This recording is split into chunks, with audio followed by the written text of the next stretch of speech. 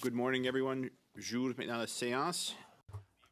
I call the meeting to order. Welcome to meeting 149 of the Commons Permanent Standing Committee on Public Accounts.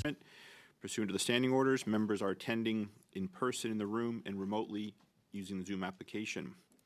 Before we begin, I'd like to ask all in-person participants to read the guidelines written on the updated cards on the tables.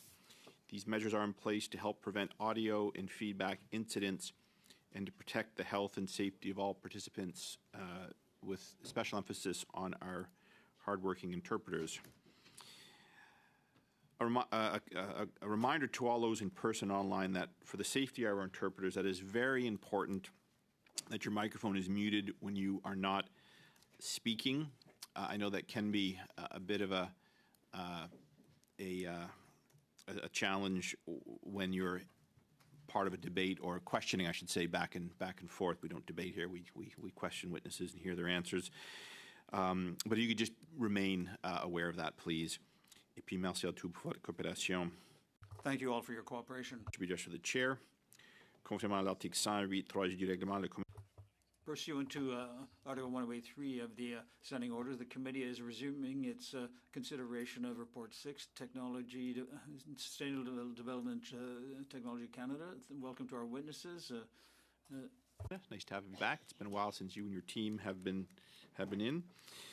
Andrew Hayes as well, Deputy Auditor General, and Mathieu Lequin, Principal. Thank you all for coming in again. And again, it's Karen Hogan, the Auditor General of Canada. I'm not sure I said that the first time through, but so we're clear. And joining us virtually from Sustainable Development Technology Canada, Ziad Rami, Chief Operating Officer. And before we begin, I just want to note that while this is a 2-hour panel, we'll be taking a health break at approximately the 1 hour mark for 15 minutes. We'll suspend for that time. I'm going to, because Ms. Hogan, you've appeared here previously on this study, I'm going to actually begin with Mr. Rami. So, sir, you have the floor for up to 5 minutes, please. Over to you. Thank you, Mr. Chair. Bonjour à toutes et à tous. Hello, everyone. My name is Ziad Rami, and I'm here as Chief Operating Officer of Sustainable Development Technology Canada. I'm speaking to you today on the traditional lands of the Anishinaabe Algonquin Nation. Firstly, thank you, Mr. Chair, and all committee members for your accommodation and flexibility in scheduling this appearance. I underwent a planned surgery in August. Recovery continues, so I may need to walk around or stand periodically at some points during our time together. Thank you in advance for your understanding. I joined SDTC 8 years ago. I primarily served as a Vice President of Investments, reporting to the CEO. I am an engineer by background and a former entrepreneur, and spent most of my career working for a clean tech startup. As VP of Investments, I worked with SDTC experts who reviewed and recommended projects to the board and its committees for funding. We gave advice. Following a defined process, the board made decisions, and we monitored progress. I also served as the Acting Chief Executive Officer for SDTC from November 2023 until June 2024. In that capacity, I was responsible for finalizing and implementing the detailed Management Response and Action Plan submitted to the Ministry of Innovation and Science in December 2023. As the committee knows, on June 4th, 2024, a new board of directors was appointed. At that time, I transitioned to the role of Chief Operating Officer to support the new board in their mandate to implement the recommendations of the Auditor General, restart funding for Canadian clean technology companies, both those previously approved for funding and new applicants, and transition SDTC programming and staff to the National Research Council. The new board's work is informed by the extensive and comprehensive reviews completed over the past year, including the Auditor General's report, the McCarthy-Tétrault report, and the Conflict of Interest and Ethics Commissioner's reports. In my role as Chief Operating Officer, I'm responsible for implementing the direction of the new board of directors, supporting the transition to the NRC, and providing leadership support and continuity for the employees to help retain their critical expertise and skills. I am focused on supporting the new board's decisions, guiding our employees through the present situation, and preparing them for the future. I'm here today to support the committee in its study of the Auditor General's report into Sustainable Development Technology Canada. I understand and respect Parliament's role and your work. I am also keenly aware of my obligations as a public sector leader. That respond to a specific finding that was highlighted in the Auditor General's report related to a conflict of interest that I had disclosed to the former CEO. As I told the Auditor General and her team, I declared to the former CEO a perceived conflict related to the firm at which my spouse is employed, as required by our policy, and recused myself from any and all involvement in procurement processes related to said HR and associated recruitment. I want to reconfirm that my spouse had no role in the search for former board directors, nor have I had any role in the awarding of any contract to the firm at which she is employed. I also want to confirm that I've had no involvement in the recruitment of any board directors. I am pleased to support the new board in reviewing and implementing the recommendations of the Auditor General and others. These reviews will make our support of Canada's innovative clean tech sector even stronger. Since its inception, SDT supported hundreds of companies. Through this programming, these companies have created over 26,000 jobs, leveraged $7 for every $1 of SDTC support, and delivered strong environmental benefits in Canada and around the world. As we transition employees from SDTC to the NRC and evolve our approach to supporting clean tech innovation, the conclusions of the Auditor General, McCarthy Tétrault, and the Conflict of Interest Commissioner provide clear guidance on the road ahead. The new board is focused on that. My colleagues and I are supporting them in implementing their decisions. And we are committed to delivering results for clean tech companies and all Canadians. With that, I'm happy to answer the committee's questions. Merci. Thank you very much for your time. And Mr. Ramey, should you need to just take a brief pause, just let me know. Probably best you don't just given some of the questions. There's a flow to them often, so if you do need to take a break before I do suspend for 15 minutes, just let me know, and we'll certainly accommodate you. Okay? Thank you. Now turning to Ms. Hogan, you have the floor, please, Ms. Hogan. Mr. Chair, thank you for this opportunity to once again discuss our report on Sustainable Development Technology Canada. I want to begin by acknowledging that we are gathered on the traditional unceded territory of the Algonquin Anishinaabe people. Monsieur le Président, puisque j'ai comparu... Chair, since I appeared before you in June, I am not going to make any statement today. My previous statement has been redistributed, so I will give you, therefore, all the time to ask questions, and I am happy to answer any questions you might have. Thank you very much again, Ms. Hogan. First round, 4 members, 6 minutes each. Mr. Perkins, I understand you're kicking things off. You have the floor. Thank you, Mr. Chair, and thank you, witnesses and Auditor General. I like that opening statement. My opening round is for questions for Mr. Ramey. In your previous capacity, primarily as VP of Investments, are the context of my questions in this round. The Fischerin Center, which is a center that Annette Fischerin set up at Cape Breton University, applied while Annette Fischerin was chair for, I believe, almost a total of $6.8 million through various SDTC funds, and that consideration came to the investment committee, I believe, which you oversaw. Is that correct?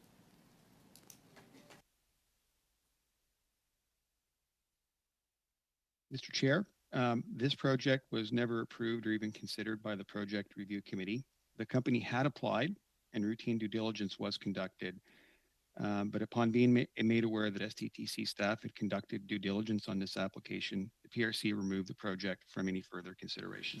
So on July 30th, 2021, you wrote in an email to to your team, to someone named Jen, that you were fast-tracking the approval of that. What did that email mean? Mr. Chair, Jen, I think she was the applications lead. that's correct. So this project applied via the standard application process. The fast tracking you are referring to occurs when we have sufficient information regarding any application to move to the second step or the third step in our comprehensive six-step due diligence process. In this particular case, while I don't recall the exact details, if it was approved for fast track, that means it would have met that criteria. In general, in our process, probably about 10% of the projects that do apply would receive this fast track consideration. So I appreciate that. Thank you. Did Ms. Visharan call and inquire at any point of time onto the status of that application? Mr. Chair, Ms. Visharan never did ever call to inquire about that application. On January 18th, 2022, you wrote that while the application would not proceed, that SDTC would give its best efforts to find the Visharan Center money elsewhere in the government. Is that correct? Mr. Chair, while I don't recall the exact nature of that email or recall that email, what I can say is it is common practice at SDTC where we will, if there is not a fit for funding within the SDTC programming, we have a variety of federal and provincial partnerships. And given the work that we would have done, for example, on an application and all the diligence, we do try and pass that off to other agencies, potentially where there might be a better fit. We don't try and influence those decisions.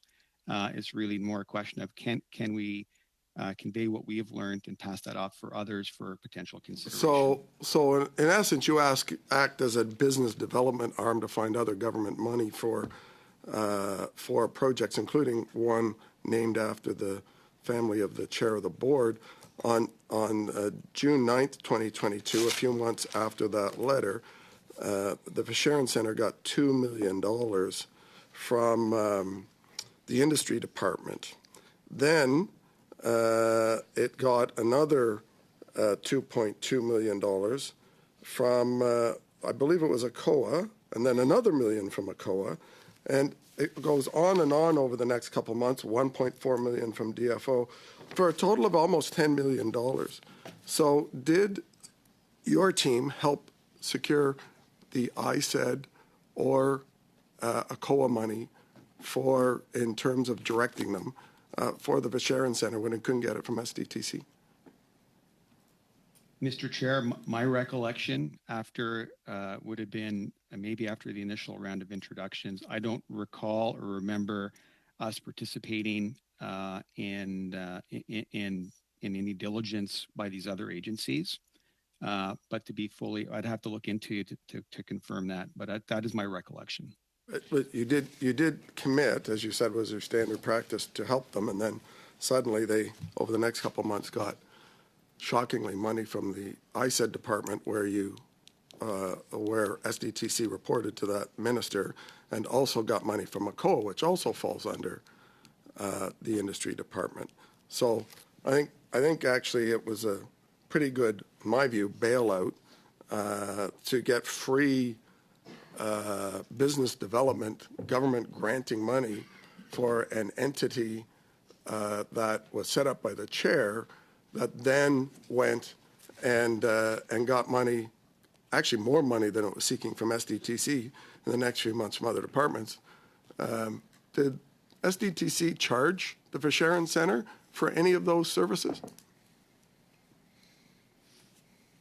Mr. Chair, as I previously just said, as a standard practice, we do try and engage in referrals to other agencies. It goes both ways. We also work actively, for example, with the Clean Growth Hub, and we receive many referrals from other funding programs. We offer this as a service for applicants in terms of trying to help them as much as we can with those particular referrals. Thank you. That concludes your round, Mr. Perkins. Turning on to Ms. Bradford for 6 minutes, please. You have the floor. Thank you, Mr. Chair. And thank you to our witnesses, Ms. Hogan and staff. Welcome back. I believe, is this your third or fourth appearance on this particular topic? It's one or the other. I believe it's my second appearance on this, This your on second? this report. I think it's been at least two. Okay, so anyway, well, welcome back. So I'd like to discuss the House motion with you that was passed on June the 10th, 2024. You've raised serious alarm bells regarding their extent and scope and how it risks compromising your office's independence. Could you please speak to your concerns? Absolutely. I guess I would start by saying that I am not questioning the privilege of the House of Commons to order the production of documents, and that my office, as I stated in my letter, will produce documents, and we have already started to produce some of those. I guess fundamentally, the documents that are being sought are really belong to the departments or to the foundation, so they belong to a third party. And they need to decide if they will produce those documents before I can produce those documents. I think there is this ongoing dispute between the government and Parliament over the documents, and I should not become a mechanism by which Parliament receives government information. So I believe that my independence would be compromised if I become that vehicle. And then there is also the unintended consequence that this could sort of put a chilling effect on departments and agencies sharing free and unfettered information with my office. I do have very broad access to information, and I need to preserve that broad access. So just to clarify for those that might be watching at home, so you in the course of doing your AG reports, reach out to departments and they provide the information. So now when we're asking for the documents, as you stated, they belong to the departments. So you have to go back to the departments. Then do the departments feed them through the train and the caboose through you, and then you send them to the clerk of the House? Or do they go directly from the departments to the clerk? So the departments, most of the information in my file belongs to either ISED or the foundation.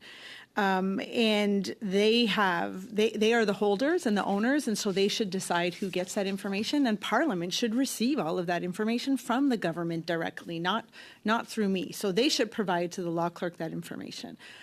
We have had many conversations with ISED since June, I would say a good dozen or so conversations about understanding what security they will apply to that information, because I am required to respect the confidentiality or the security levels that they place on their information. You would have seen this in other situations, for example, in the vaccine audits. While we were able to see all of the vaccine contracts, we needed to respect the policies inside those contracts, the terms and conditions, and we also had to respect whatever security classification the government departments might put on them. So it's the same situation.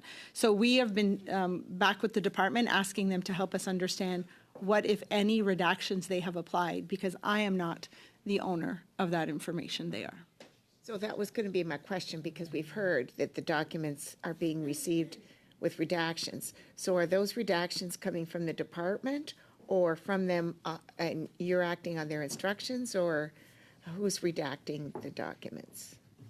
So the department needs to tell me the level of redaction or security that they are placing on it so that I can respect that same security privilege. That I am bound to follow the government security policy, which says because I do not own this information, that I should follow what the owner of the information believes.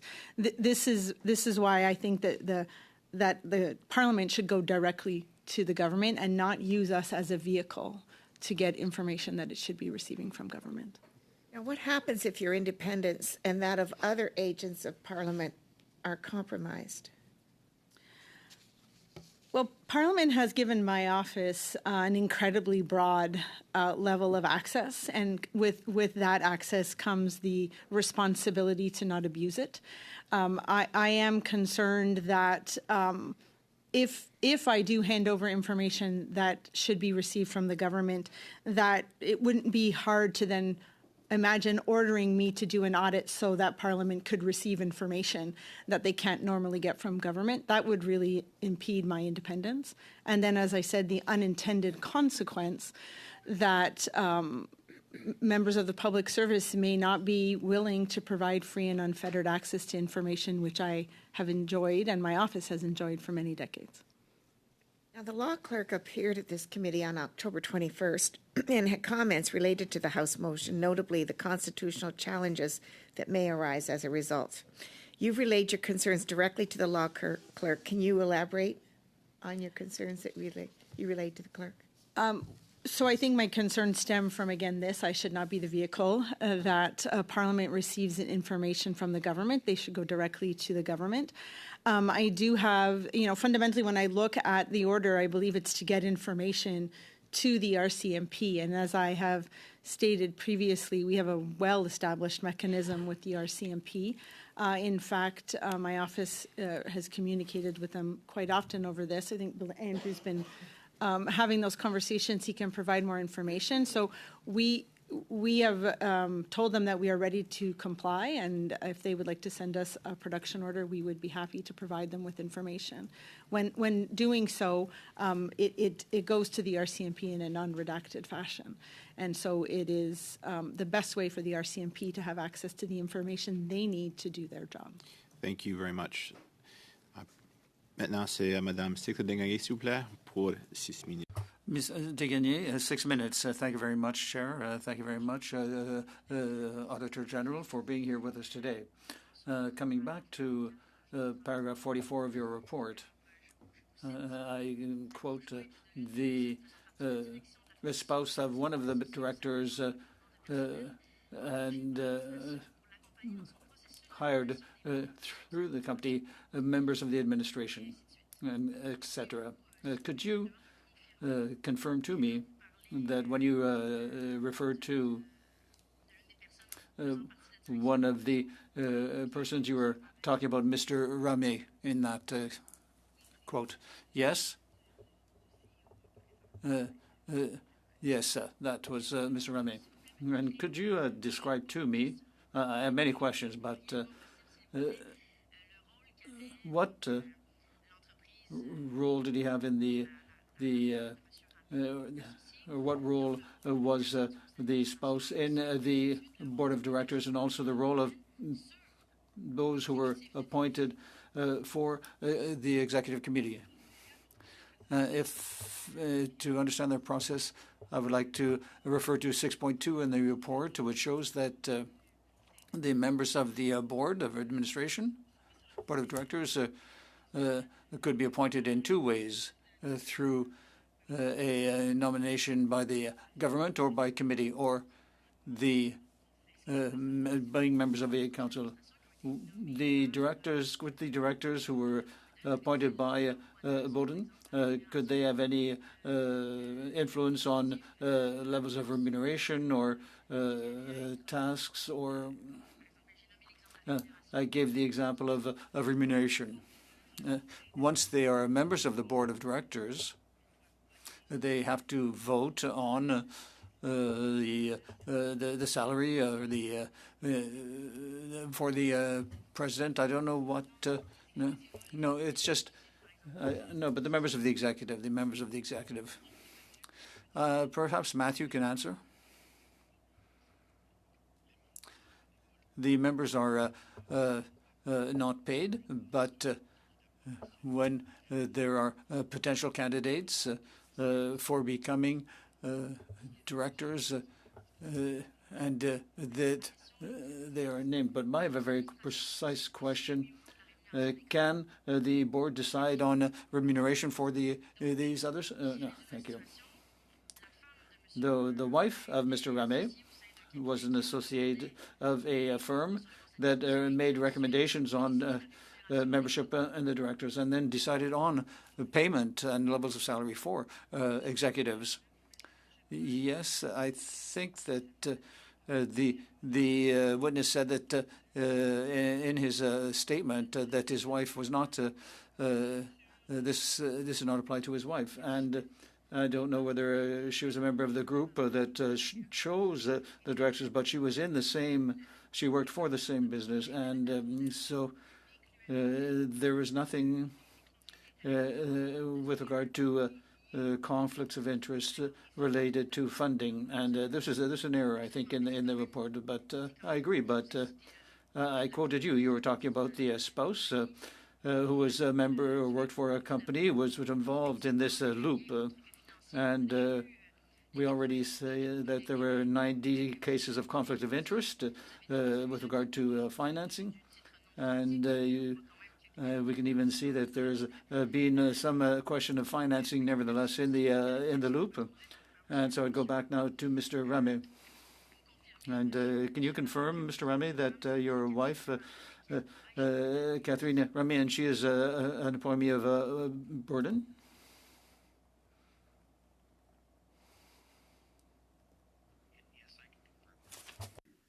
Est-ce que Borden a déjà Has Borden already received funding from your group for board activities?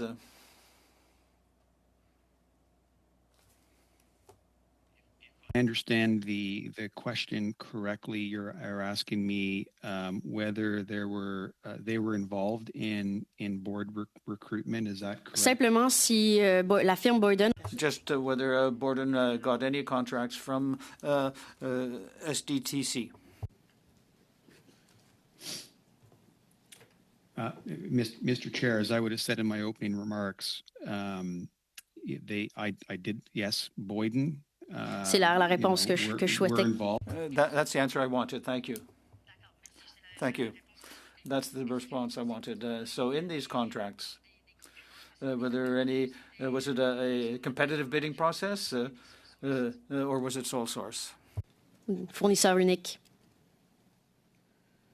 Mr. Chair, as I would have recused myself from any involvement because I had declared a conflict with the firm. Ça ne change pas l'essence de ma question. But that doesn't change my question. But I cannot confirm that since I recused myself from any involvement in that process. D'accord. Thank you. You recuse yourself, so you've got nothing to say with regard to Boyden being involved in the process for suggesting members of the board. So, conflict of interest. It doesn't end when you just leave a room, for example. The fact is that your wife was a member of a firm that suggested names for the board and that they had an influence on your salaries. So you can't confirm now what I'm asking, but can you confirm that Boyden had contracts as a sole source provider? There was no competitive process, as far as I understand, but do you know that there was a sole source, or was not competitive, or was it competitive? Can you tell us that? Mr. Chair, as I just previously answered, given that I had recused myself from this process completely, I don't know what the process was. I wasn't involved in it. And that would be a question that'd be better posed to those who would have led that particular recruitment. Et voilà, merci beaucoup. Thank you very much. Ask you have the floor for 6 minutes, please. Yeah. Thank you, Mr. Chair. To our witnesses here, in 2012, the Auditor General's office was cut by the Stephen Harper government by over 5%, reducing its budgetary allotment. Later on, Pierre Poilievre has criticized the Auditor General's office for not doing the amount of audits that it did in the past. Notably, in one of his media scrums, he mentioned that it does 14 of 28 per year at that time in 2020.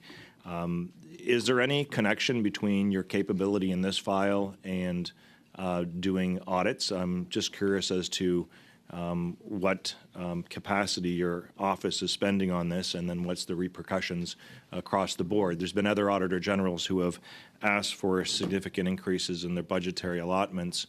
The criticism that was levied against you from Pierre Poilievre was related to the fact that your budget doubled and the audits went in half. Just wondering whether or not there's any connection whatsoever to your capabilities in your office, or whether or not this effort here is going to compromise your capability in other audits with staffing and commitment time. So I can tell you that I know my predecessor, Mike Ferguson, was definitely looking for additional funding and only received a fraction of what he had requested.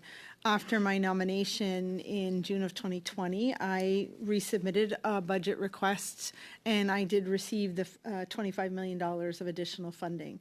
The goal was to invest in our IT systems because we had for many years prioritized audits over that, but then also to return to levels of performance audits that a Parliament would expect from us. Our goal is to try and hit at least 25. While we're always skirting a little close to that, I think I would argue that some were very large, all of the work that we did on Bill C2 or the COVID payments. And we also do work in the territories. When it comes to this audit, we definitely did a very thorough audit. In my opinion, and we completed it very quickly. We mobilized an incredibly strong team so that we could respond quickly and provide information to Parliament in a very timely way. So our budget did not impact this audit. I don't know if Andrew, I can see you want to add something, so I'll see if you'd like to. Two quick things. We got the additional funding largely because of the support of the Public Accounts Committee. It was a major recommendation of this committee in the previous Parliament that was incredibly helpful for us. One of the challenges that we face in meeting the number of audits that we want to do is changing courses during audits, either dropping them because we need to start a new one to meet the needs of Parliament, or other reasons that cause us to take big turns. So 2012 was a 5% across the board cut. Was that ever made up for? I mean, because that's compounded every year across the board. So you might have got some IT support for those measures, but I'm just wondering whether or not that 5% is continual cut across and across and across. What's the compounded effect on that? And IT is different than capability of, like IT is you've got to keep up with that infrastructure. It's bricks and mortar, especially when you're in the auditing business. That's different than manpower and also research and so forth and other services. Yes, we felt the impact of the compounding over time through the period of 2012 to 2020-21. When we received the additional funding in late 2020, early 2021, that brought us back to the level that we needed. So we are satisfied right now with our funding. What we would say, and we always say this when talking about our funding, we still need to resolve the more fundamental issue, which is that we shouldn't be going to the departments that we audit to ask for additional funding. There should be an independent funding mechanism. And with that, since 2012 to 2024 here, has the type of auditing changed in terms of your practices and so forth? I mean, you might be okay right now in terms of reflecting back on what was taken away in 2012 is finally restored, but all that work in between is gone. But there's certainly a different environment of how you do your work from nearly a decade ago. Absolutely. I think some of the funding we received was used to stabilize some of our IT infrastructure. It was very old and outdated. And now we are switching over the last couple of years to trying to use artificial intelligence and more automated audit techniques. But we continue to use statistical sampling as a very sound method to approach audits.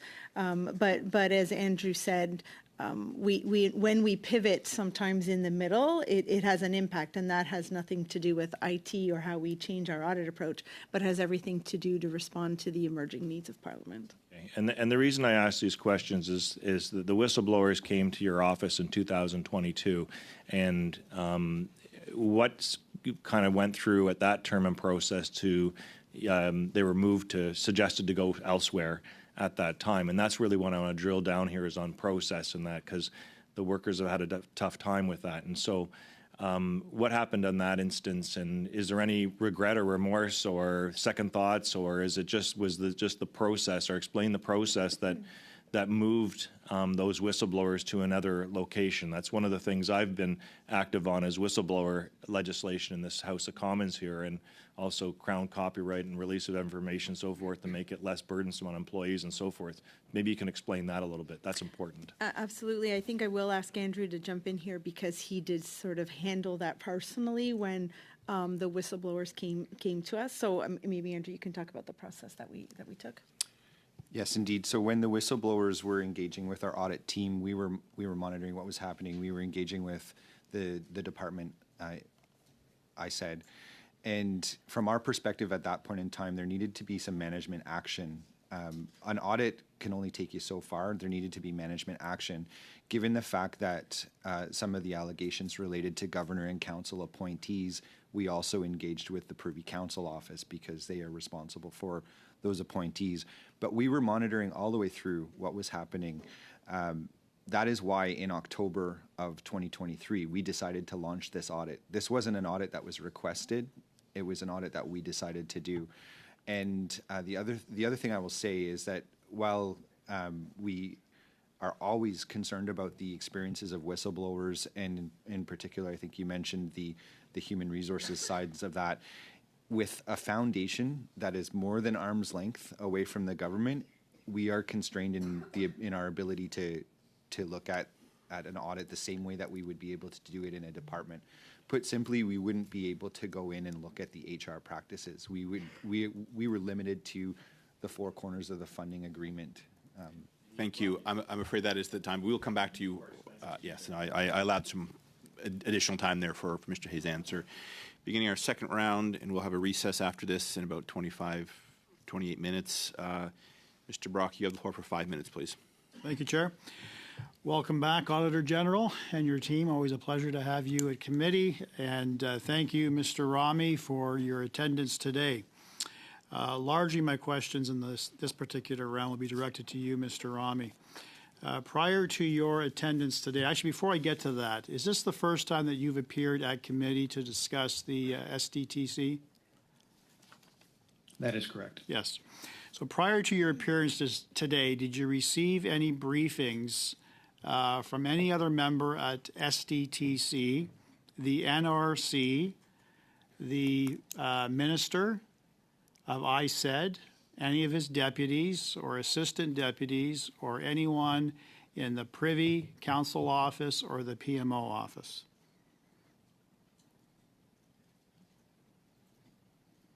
Mr. Chair, I just want to clarify briefings. What type of briefings? To prepare you for this hearing.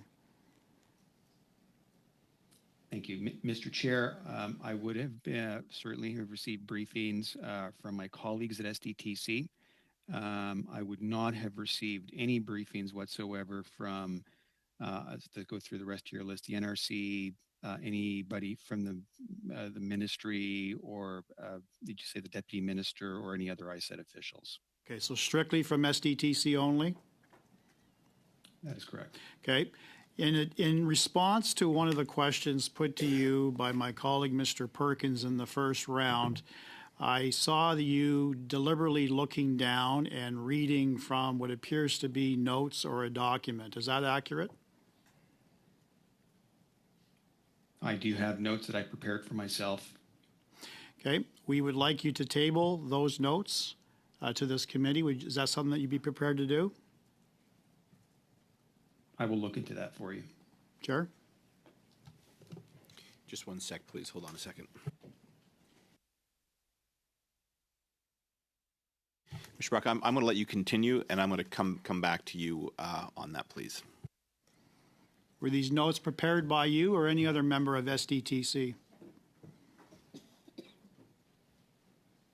Mr. Chair, these notes would have been prepared by my colleagues at SDTC, and I would have certainly had some input and contributed to that. Who are the colleagues? Mr. Chair, sorry, I'll have to, what's the question, sorry? Who were the colleagues?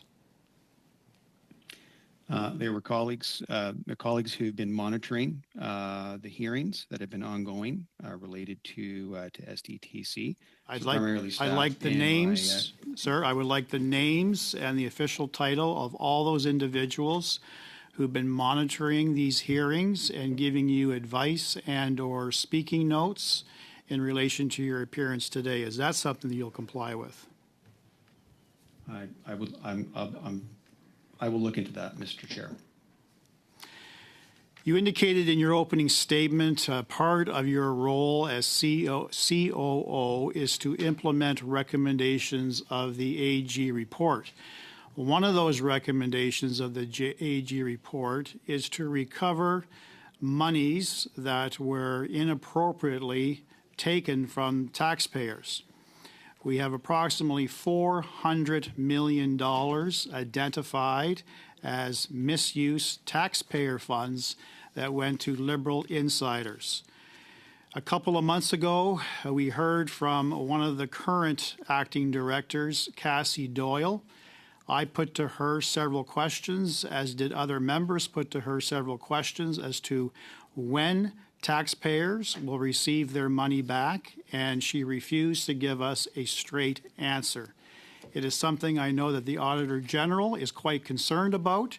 When she testified back in June of this year, there was no clear indication from the government as to what the timetable was. So I'm asking you, sir, as the COO, what is the plan and what is the process, and when can Canadians expect to receive their hard-earned tax dollars back? Mr. Chair, of the 11 Auditor General recommendations, 10 have been implemented. There is one that is ongoing related to a very specific recommendation around reviewing the eligibility of all projects that were covered in the sample period that was covered by the Auditor General in her team.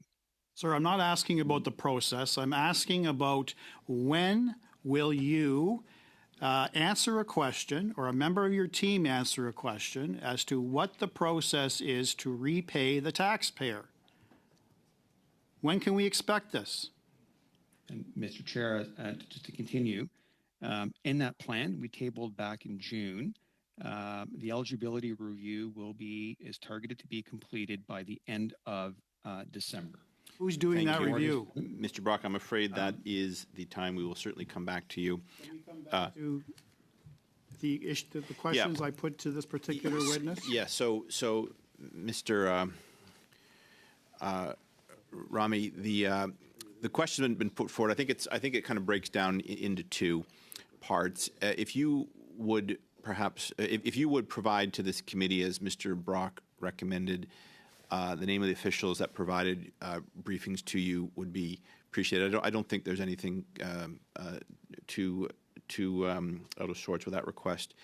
As for your notes, if you would provide us both the notes that you're prepared to provide and as well make very clear parts that you are not, and I would urge you to be as forthcoming as possible. So because this, and again, we're not here yet. The committee, I'll just remind you, the committee does have the ability to order the production of documents. So I would urge you to be as forthcoming as possible, and we look for that information in the next 3 weeks. Could I leave that with you? Is that because I realize those are notes prepared for yourself, but they could well be relevant. So, and I think there's a point of order for Mr. Drouin. Yes, Mr. Drouin. Just on that, are we advising the witnesses that are appearing here that their personal notes may be shared? So I'm just wondering, is Mr. Brock interested in the doodles that the witness may have done, or is he interested? Like, I'm just wondering, are we giving them a warning that their notes may be shared? Just because if I was appearing as a witness, I would like to know that. Sure. Well, I think as you know, Mr. Drouin, the committee does have, as does Parliament, latitude to order the production of documents. In this case, they have been requested. This is something that I had not heard of before, which is why I wanted to consult with the clerk here and find a path forward that would be appropriate. And I think we've landed there. So if that's, I'm going to turn things over to Ms. Khalid. You have the floor. Yes, Ms. Khalid. So is it point of order? Yes. Yes, go just ahead. on that same one, I think it is reasonable for us to, whatever documents the witness provides, for us to be able to review them in camera, and then as a committee decide whether they should be made public or not. We could do that. To respect Sure. the reasonable privacy of any Sure. witness and not set precedents. Just 1 second, Mr. McCauley. Yes. On that point, like under the Access Information Act, his notes are atypable, so they are not private. They would, I could file a tip right today on Mr. Rami and receive those handwritten notes. That's required under the Access Information Act. He works for the government. Those notes written are therefore part of the public record. So that there's no Yes, Ms. Khalid. privacy on this. I do believe there are exemptions, and that rule is not a complete blanket to get access to somebody's doodles. So I do think that we need to proceed with caution. Absolutely agree that if the witness wants to Order. if Order. the- Ms. Khalid, you have the floor. Yes. I try not to heckle my colleagues on a regular basis, You- Chair, although I have Attention, lots of yes. heckles to do, but I try to be respectful, and I would obviously appreciate the same courtesy. What I was trying to say is that I think it is important for us to, as a committee, review the notes in camera before we decide whether or not to make them public. I'm prepared to allow that, but I would just signal to the witness, you should send us your notes as if you expect they would be public, please. And again, I would ask that you be clear if you've removed elements and why that is. On that note, I'm going to move on. Ms. Khalid, you have the floor for 5 minutes, please. Thank you very much, Chair. To Ms. Hogan, welcome back to our committee and to your team. I know how hard you work. Just off the bat, Ms. Hogan, what is your security clearance level? I'm top secret. And has that security clearance level ever stopped you from producing the amazing reports that you provide and highlighting the important issues that you provide to our country? Yes, it would. It would restrict what I could put in a public report. Yes. And what kind of restrictions are those? Does that stop you from highlighting important issues? So no, it doesn't stop me from highlighting important issues, but it stops me from providing maybe the level of detail that some members of Parliament would perhaps prefer, because I do have to protect information that should not be in the public domain. Why is that? Why do you have to protect that information? So having a security clearance is a privilege, and things are classified either because they could harm an individual or they could harm the national interest. So there's sort of two levels, and it is my responsibility as a public servant to respect that and not to bring unnecessary harm either to the country, our national interests, or to a Canadian citizen. I appreciate that, but just to confirm, your security clearance level does not stop you from doing the work that your office is designed to do as an independent office, correct? Correct. Not everyone in my organization has top secret. Not everyone needs that level of security. And so we do ensure that when that kind of information is part of an audit, that those who have the appropriate security clearance are only allowed to view it. And we do so in a very secure fashion. But it doesn't stop me from doing my work. It impacts what I can publicly report. Thank you. So just on that, now your office has the ability to provide evidence to the RCMP in the case of any criminality. Is that correct? In order to do so, the established mechanism that we have with the RCMP is that a production order is provided. We do have some informal and general conversations before that might happen, but that is typically the course of action. So as of July 25th, the RCMP had confirmed that they hadn't received any request or any such order from your office. Is that also correct? So the order comes the other way. The RCMP sends me a production order if they want information, but we have, as I mentioned earlier, have a good working relationship with the RCMP, and we do let them know when we're embarking on work and when our work is going to be made public, unless we feel it necessary to refer something to them before the report is made public. But that happens in rare instances. We usually speak to them after our report is public if we feel they should be involved. Right. And so you do understand that the RCMP has recently started an investigation on SDTC. Now, do you find it appropriate or inappropriate for Parliament to now get involved, especially opposition parties, to get involved within what is now an active investigation conducted by the RCMP with your collaboration, if requested by the RCMP? So I think it would be wrong of me to comment on the will of Parliament and its actions. What I can tell you is that we as recently, I believe as today, spoke with the RCMP and reiterated our willingness to cooperate, and that we would follow our usual mechanism, which is that if information was needed, a production order would be sent to my office.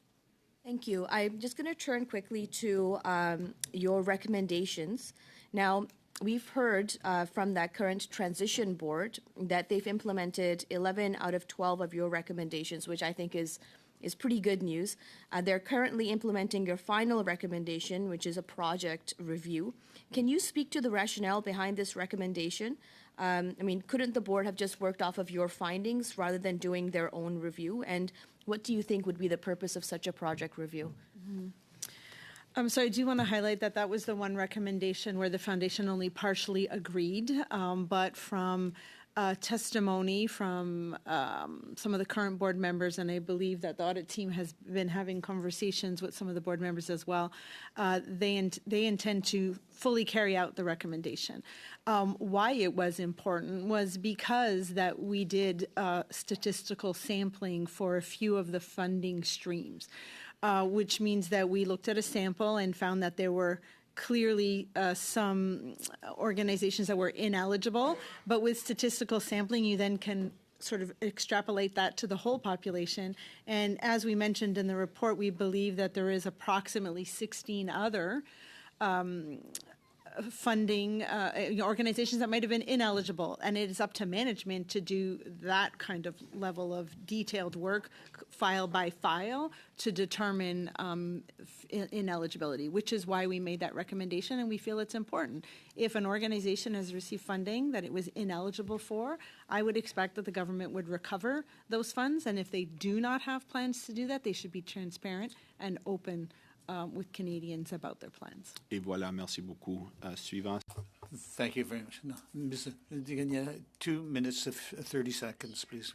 Thank you very much. Mr. Ram, if you would like to come back to the issue of the treatment, I have a letter signed by you to CU of Sharon, and it starts, this Dear Beth, the first name, very familiar, therefore. And in your letter, you say that your team will do everything possible to find funding for the projects. And you also name Jonathan Taida, who would do all the follow-up necessary to allow support for Sharon in these actions. So you give a source from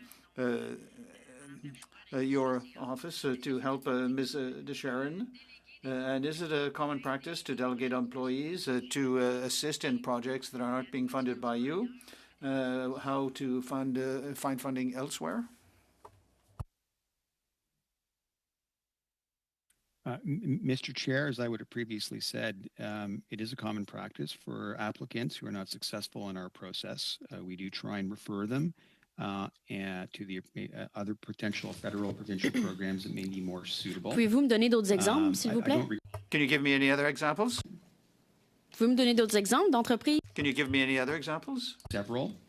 We would have several examples, but I don't recall any off the top of my head. We would have many people that would. Pouvez-vous, s'il vous plaît, me transmettre? Yes, but could you send any similar letters you might have sent to other groups where you delegated employees from SDTC to assist them in finding funding elsewhere? Could you give me similar letters that I could compare with? And could you, for inadmissible projects, have you helped other projects receive funding from other areas of the government? I'd be very curious to find out what they have available. Mr. Chair, I'll have to look into that. We receive several hundred inquiries per year, so I'll have to look into that. Très bien. Donc, je vais simplement être très. Thank you very much. I'd like to be very clear. Usually we give witnesses 3 weeks to send in any information in other cases. So if you say you do not have any similar letters to produce, I think that we would give you the usual 3 weeks, and I would be very interested in finding that. Thank you very much. It's Mr. Massey again. You have the floor for 2.5 minutes, please. Thank you, Mr. Chair. Real quickly to finish with Mr. Hayes here. Had the SDTC employees that are at arm's length, had they been in-house, would that have affected your capabilities to do this process? Had they been part of the government employee system that we have that is connected? Absolutely. We would have been able to treat this audit like any other audit of a department or agency. Yeah, and that's, thank you. And I'm going to move to one of our witnesses online. And that's been one of my points all along in this, is that we create these agencies outside so they don't even get the same whistleblower protection legislation. Even on this place in the Hill, people don't have the same rights because of the legislation here on the Hill that protects the employers, I should say, and so forth. So I think that's a point that's very, very, very relevant to this, to create these agencies so they don't have the accountability. Mr. Raheen, can you tell me if any of the SDTC managers or those making the decisions are getting severance employees, bonuses or severances or bonuses, and are they all moving over to NRC, or is the board providing packages for them not to move to NRC? Mr. Chair, I can confirm that all of the staff, with one notable exception, a group, but all the staff are being transferred over to the NRC. We're working very closely with the NRC in terms of ensuring that they have a place to land, that there's a smooth transition, and that they'll be receiving offers that will be well within the NRC's compensation frameworks. I can also confirm that we will comply with employment law in terms of ensuring that that transition happens smoothly. The one group of individuals that will not be moving over to the NRC are the executive team, including myself. The board has asked me to stay on to help assist them with the transition. Once it is complete, I will not be moving over. Along with my executive team, we will not be moving to the NRC. Will any of you receive severance packages? Mr. Chair, I'm focused right now on that transition, supporting the board in their mandate. And whether or not you're going to receive severance packages. Any decision related to that will be the decision for the board in the future. I see. So can you confirm or deny whether severance packages have been talked about among the executives and the board? Mr. Chair, as I've said, I'm really focused right now on the transition, and the board, that'll be a decision of theirs in the future once this transition is complete, anticipated for sometime in Q4 of 2020 this fiscal year. If you want to try again, Mr. Massey, I'll allow it. Yeah, one last quick one is important. Just I want to make sure that our researchers have this. Can they confirm or not confirm whether their transfer to the NRC will give them the employees the same rights and privileges as PSAC or other type of workers in-house at the public service? I'd like that for the committee at some point. All right. And I'll let you take the.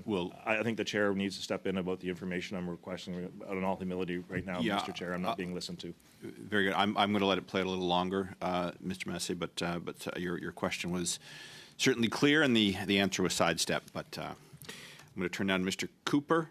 You have the whole 5 minutes, please. Thank you, Mr. Chair. Mr. Rami, on January 18th, 2022.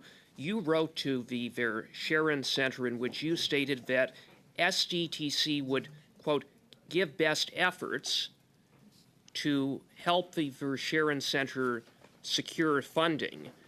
The whistleblower stated in his testimony that unprecedented efforts were made by employees using SDTC's reputation to help secure funding for the Verscheren Center. And we know that not long after you indicated that SDTC would undertake its best efforts to assist, that the Verscheren Center received $10 million, or nearly $10 million, in funding from ISED and COA.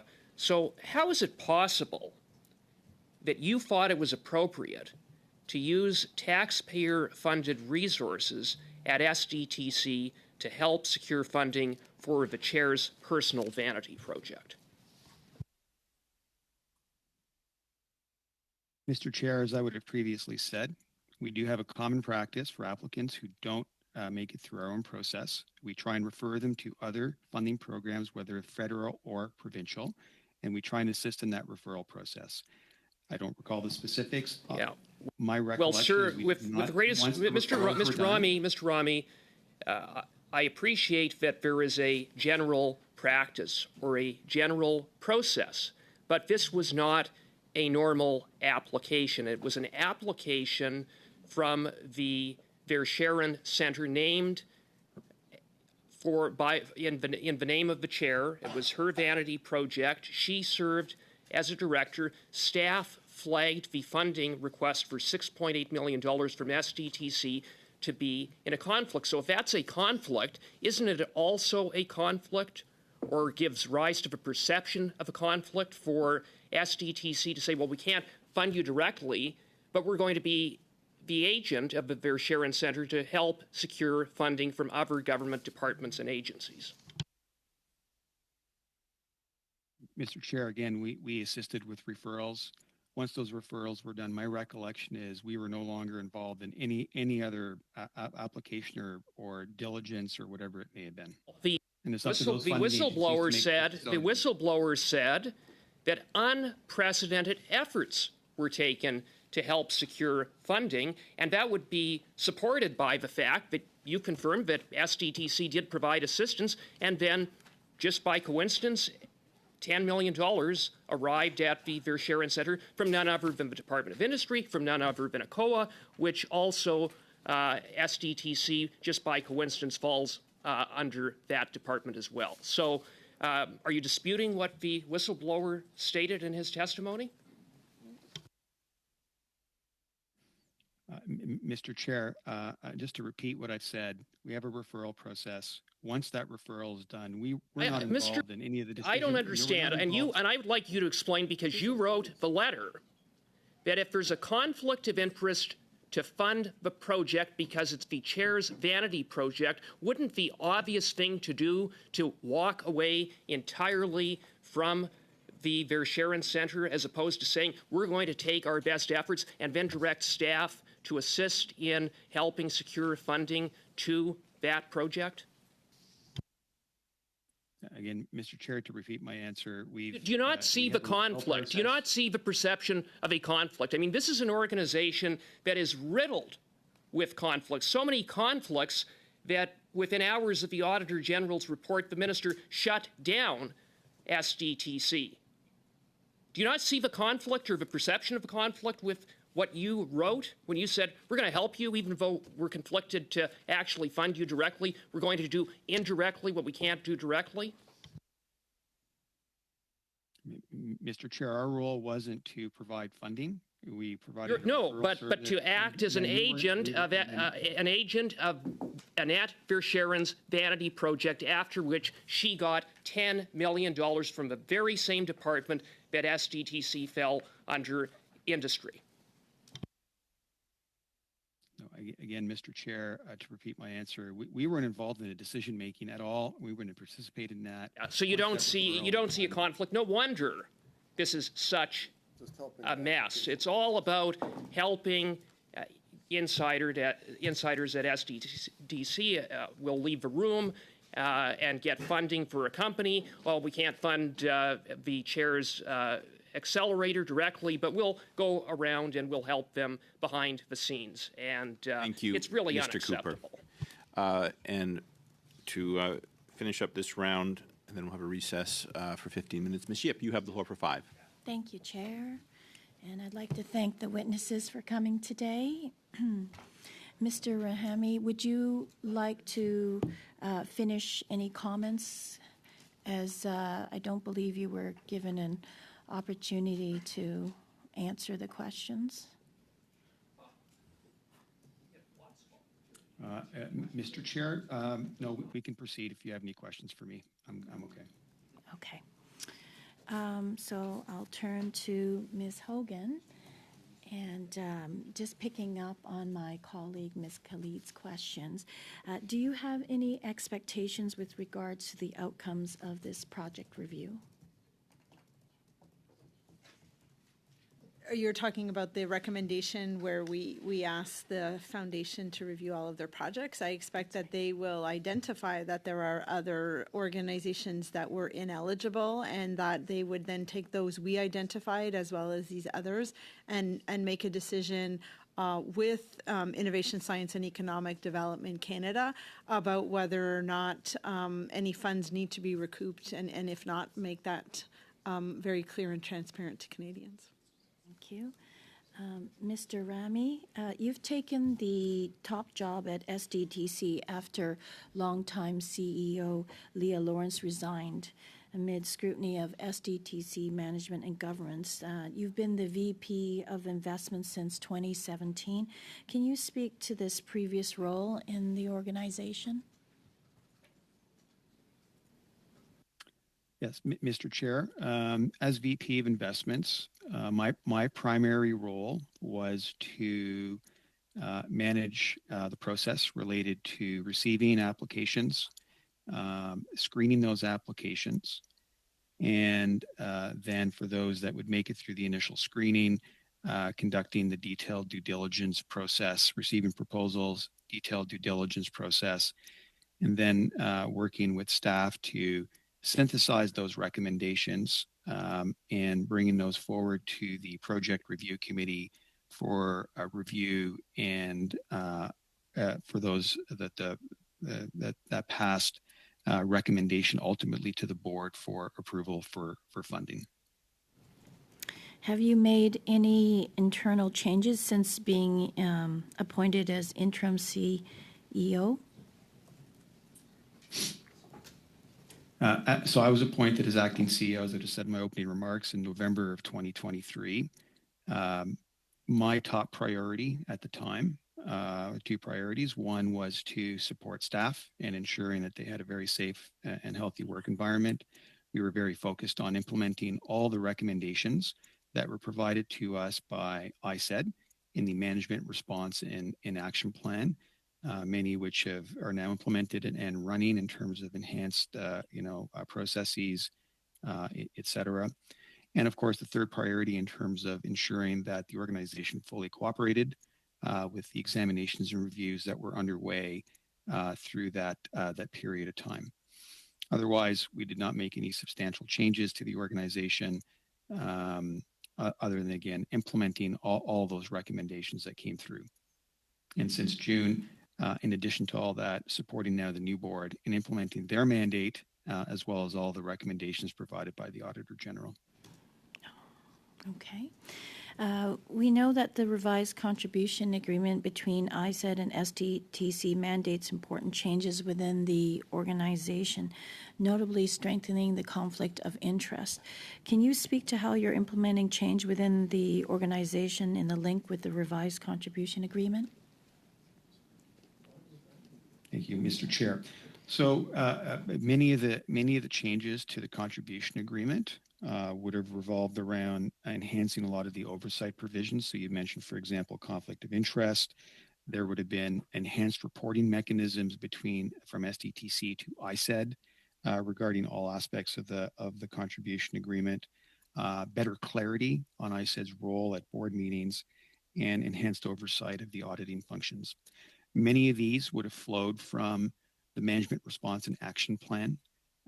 So, for example, on conflict of interest reporting, we have enhanced all of our processes, and we've worked very closely with an ethics advisor that we had brought on board in October of 2023 in terms of enhancing and upgrading all of our processes, for example, around conflict of interest and the reporting of those conflicts over to the ministry.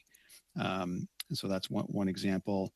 Again, we have a series of reporting that we've put in place on all aspects of our operation that we report back on to ISED. Thank you. That is your time.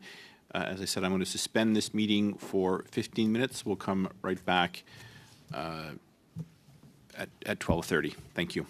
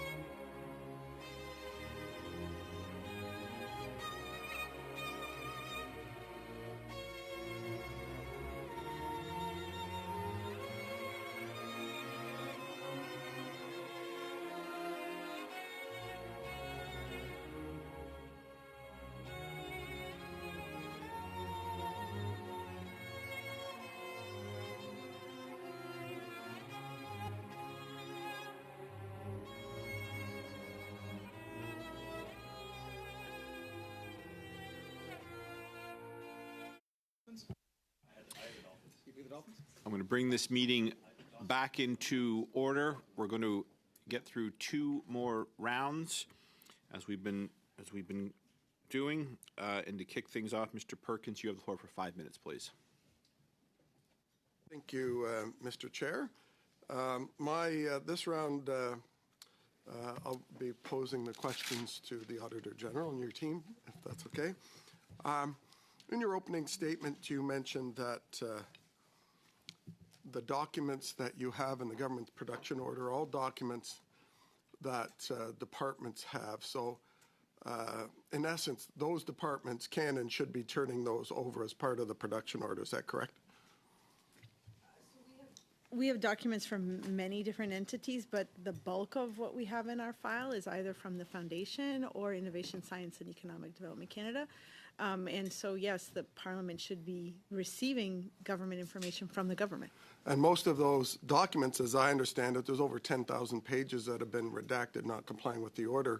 And ISED is still going through the documents. They've done a couple rounds. I got others. But the order came, as I understand it, from reading the law clerk's letters. The order came from the Privy Council office to say to filter the responses through the Privacy Act and the Access to Information Act, which were not part of the House's order, which is why we're at the stalemate right now, where the government could produce the documents unredacted, because it didn't say redact them or filter them through these acts.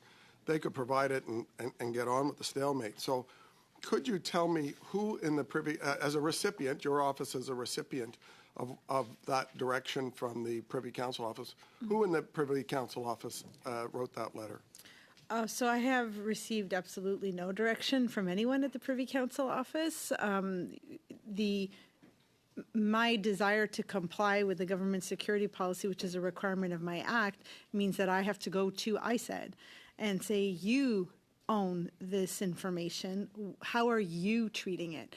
I think that this dispute between the government and Parliament is one where the government needs to answer for why it is refusing to hand over or redact information. As I used the analogy before, I'm a caboose on this bus. I need to sort of let them go first, then I need to ask them to help me treat the information they gave me in the same way, because it is their information that I'm handing over, not my information. So they're communicating to you to redact documents in a way that was not part of the House order, I would assume, primarily through ISED and SDTC, who are both on the list from the law clerk as censoring the documents. So they are not communicating to me. I have been trying to communicate with them to get assistance. As I mentioned, we've had about a dozen conversations. I don't know, Andrew, if you wanted to add more, but it's really up to them to tell us what they're doing to the documents.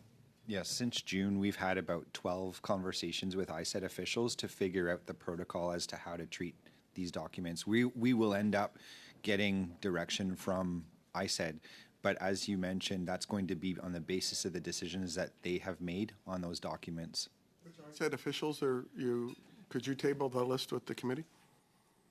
So the main contact is the Chief Executive Audit. Pardon me? The Chief Executive Audit. The Chief Audit. The Chief Audit Executive, sorry. Chief for the department. Yeah, for Thank the you. department. You're aware that the Privacy Act, which was cited as a reason to exempt or redact these contract or these documents, Section 8 says that authorized bodies are exempted who have the power to redact documents, Section 8 of the Privacy Act. In fact, I think the Auditor General's Act has a similar provision. It says if you're an authorized body to order documents, has that power, they're exempted from the Privacy Act. Are you aware of that? So I will give Andrew the option if he wants to jump in. So when I received a request from this committee to hand over additional information about the 90 cases of conflicts of interest, I actually had a conversation with the Privacy Commissioner about, I think it's 8.2M, the clause. It's in the Privacy Act. It is not in the Auditor General Act. And I explored with him what it meant, the will of Parliament, and then it is up to me as the head of the organization to weigh whether the will of Parliament supersedes an individual's right to privacy. That's basically what 8.2M is asking for.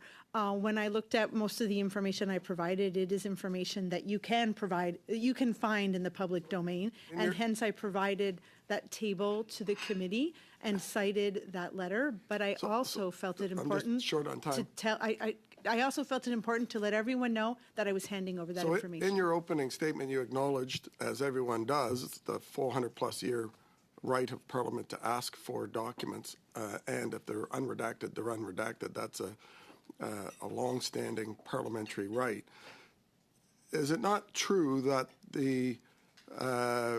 this whole thing that has frozen the House is related to the fact that the government, the Liberal government, has chosen to ignore the order of the House, which was voted on by a majority of MPs representing a majority of Canadians? 3 parties, not just one party, voted for these documents. Thank you, Mr. Perkins. Is it not true they could avoid it by just releasing the documents? I'll allow an answer to move on. Yes, thank you very much. I think what you're bringing up is the nature of the dispute that's between the government and Parliament. We've characterized it as a dispute.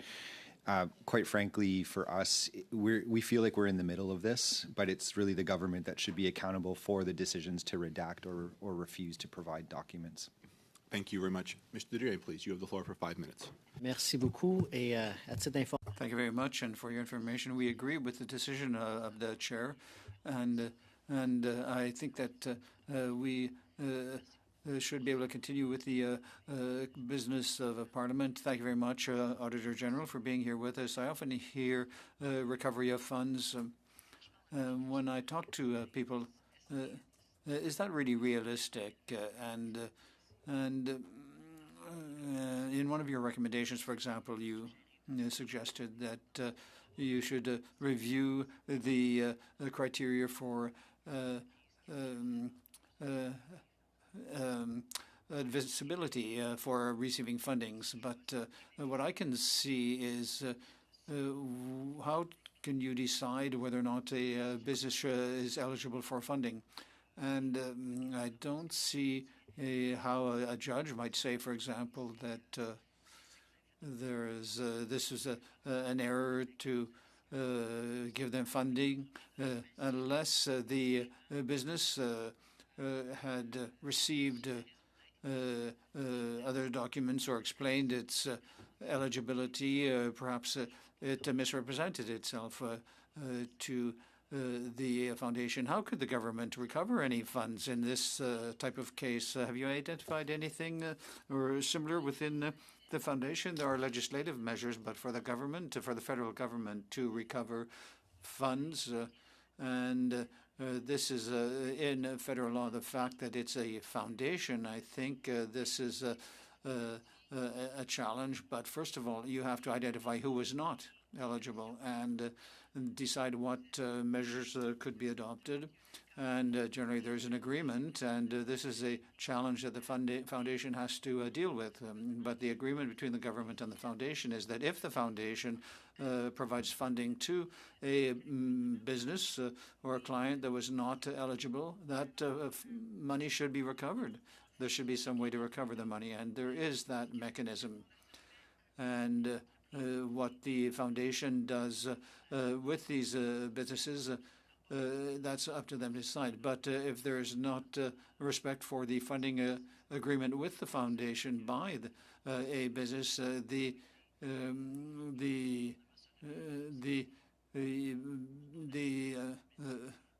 foundation should be able to recover it, and identifying eligible or ineligible businesses. But this is afterwards, after a decision is taken, and even if the business is not eligible, it nevertheless had a funding agreement with the foundation. So unless the business has not respected its agreement with the foundation, even if the foundation tries to recover funding, but I think it would be very easy to identify whether or not a business was eligible. It's not the fault of the business, it's the fault of the fund or the foundation that didn't do its due diligence to decide on eligibility. Well, I think that goes back to the provisions in the agreement between the business and the foundation, and probably this would be an issue to be dealt with by lawyers.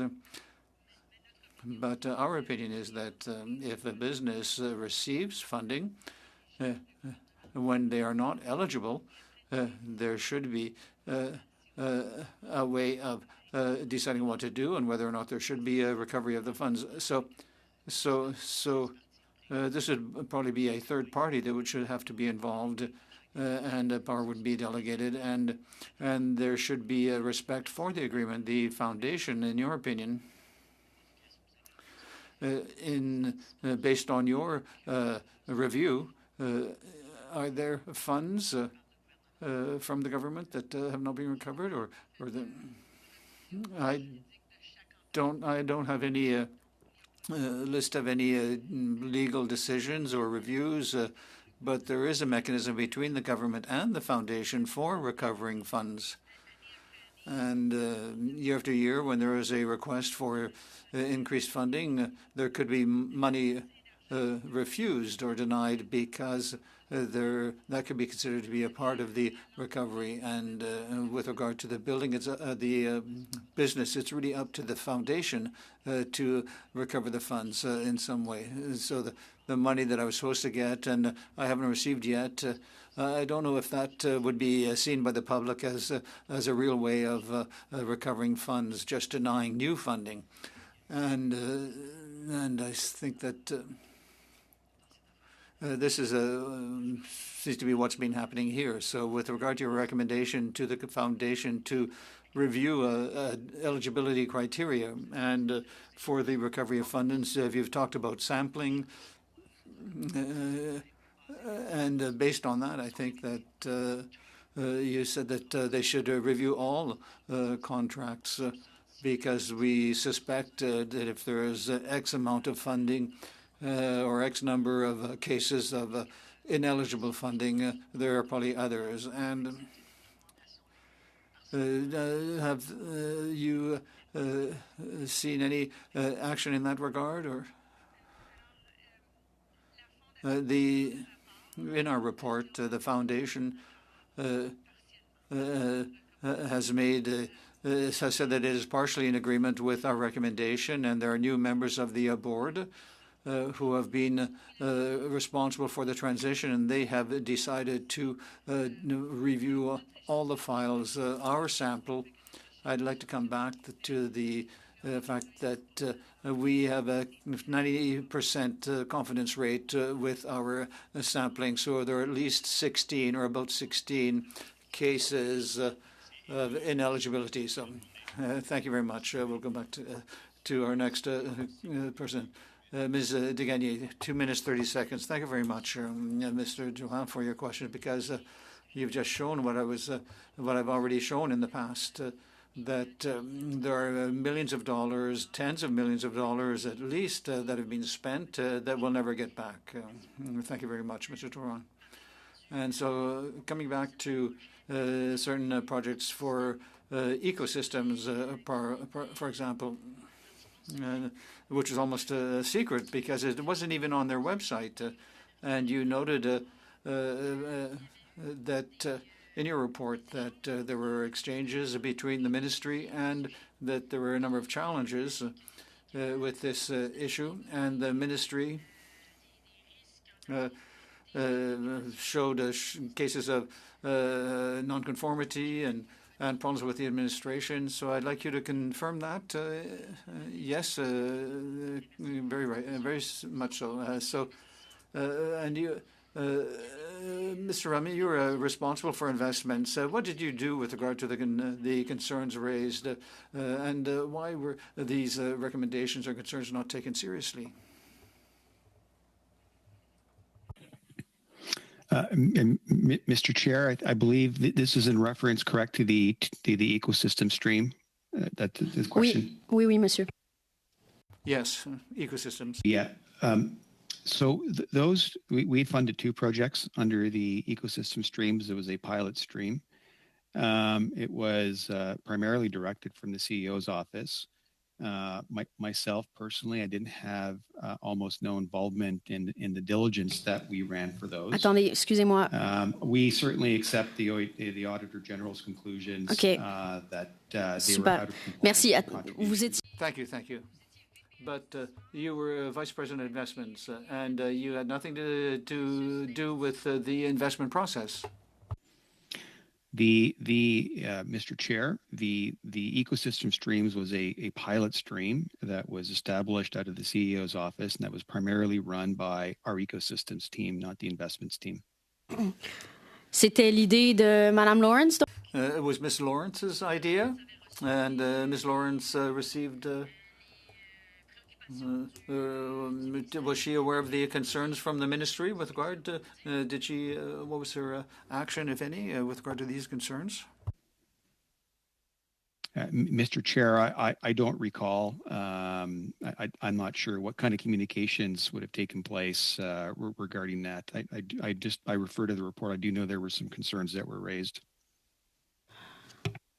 And I believe they were discussed, but I can't recall for sure. D'accord. Donc le VP investissement n'avait pas. So the Vice President of Investment had nothing to say about any investments made with regard to these investments by the foundation. So you say you had nothing to do. You never had anything to say with regard to these ecosystems projects, and they were based on simply on the wishes of the CEO and despite the concerns raised by the ministry with regard to contribution agreements, you had nothing to do with it. Do you confirm that, Mr. Marima? Mr. Chair, again, this was a pilot stream that was established and directed out of the CEO's office. It was primarily ultimately run from the ecosystems team. I did have some minor involvement, for example, the previous questioning around the basic process on the intake side, but I was not the primary that was not my primary accountability related to the pilot ecosystem stream. Thank you. Merci beaucoup. Suivant, Mr. Massey, you have the floor for 2.5 minutes. I want to continue, Mr. Hayes, with and you have a current situation in the House where it's been involved, and when I spoke about two things, there's Crown copyright. This goes back to the Afghan detainee documents where there's so much of a correlation here that were not provided at that time. Crown copyright is one of the potential solutions for release of information in public documents that is done differently for other countries. But if this now the department's now moved to NRC, does that give you and your abilities in your office to do the same type of auditing practices as it would be in-house if it was Industry Canada? These are some of the solutions I'm seeking that we don't end up back here again. And one of my concerns, the NRC doesn't have a union under PSAC. It has an association, I think, or an affiliation. I can't remember. It's a different type of a professional association. So my concern here is what we do forward. So again, will you have the same capabilities to audit this program in the future, if necessary, if it's an NRC versus out if it was directly part of a branch of Industry Canada? Yes, our audit mandate is broad with the NRC. It's not broad when we talk about foundations that are removed from the government. If you look at it from a hierarchy, the foundation is probably as limited as an audit mandate as we have. The next one up would be a Crown Corporation, and then it would be departments and agencies, and the NRC would fall in that category. So we have a broad mandate there. Okay, so that's actually good to hear, and that's why I wanted to. I'm still worried about the fact that some of the workers, I wanted their capability to be able to transfer it onto different departments and so forth.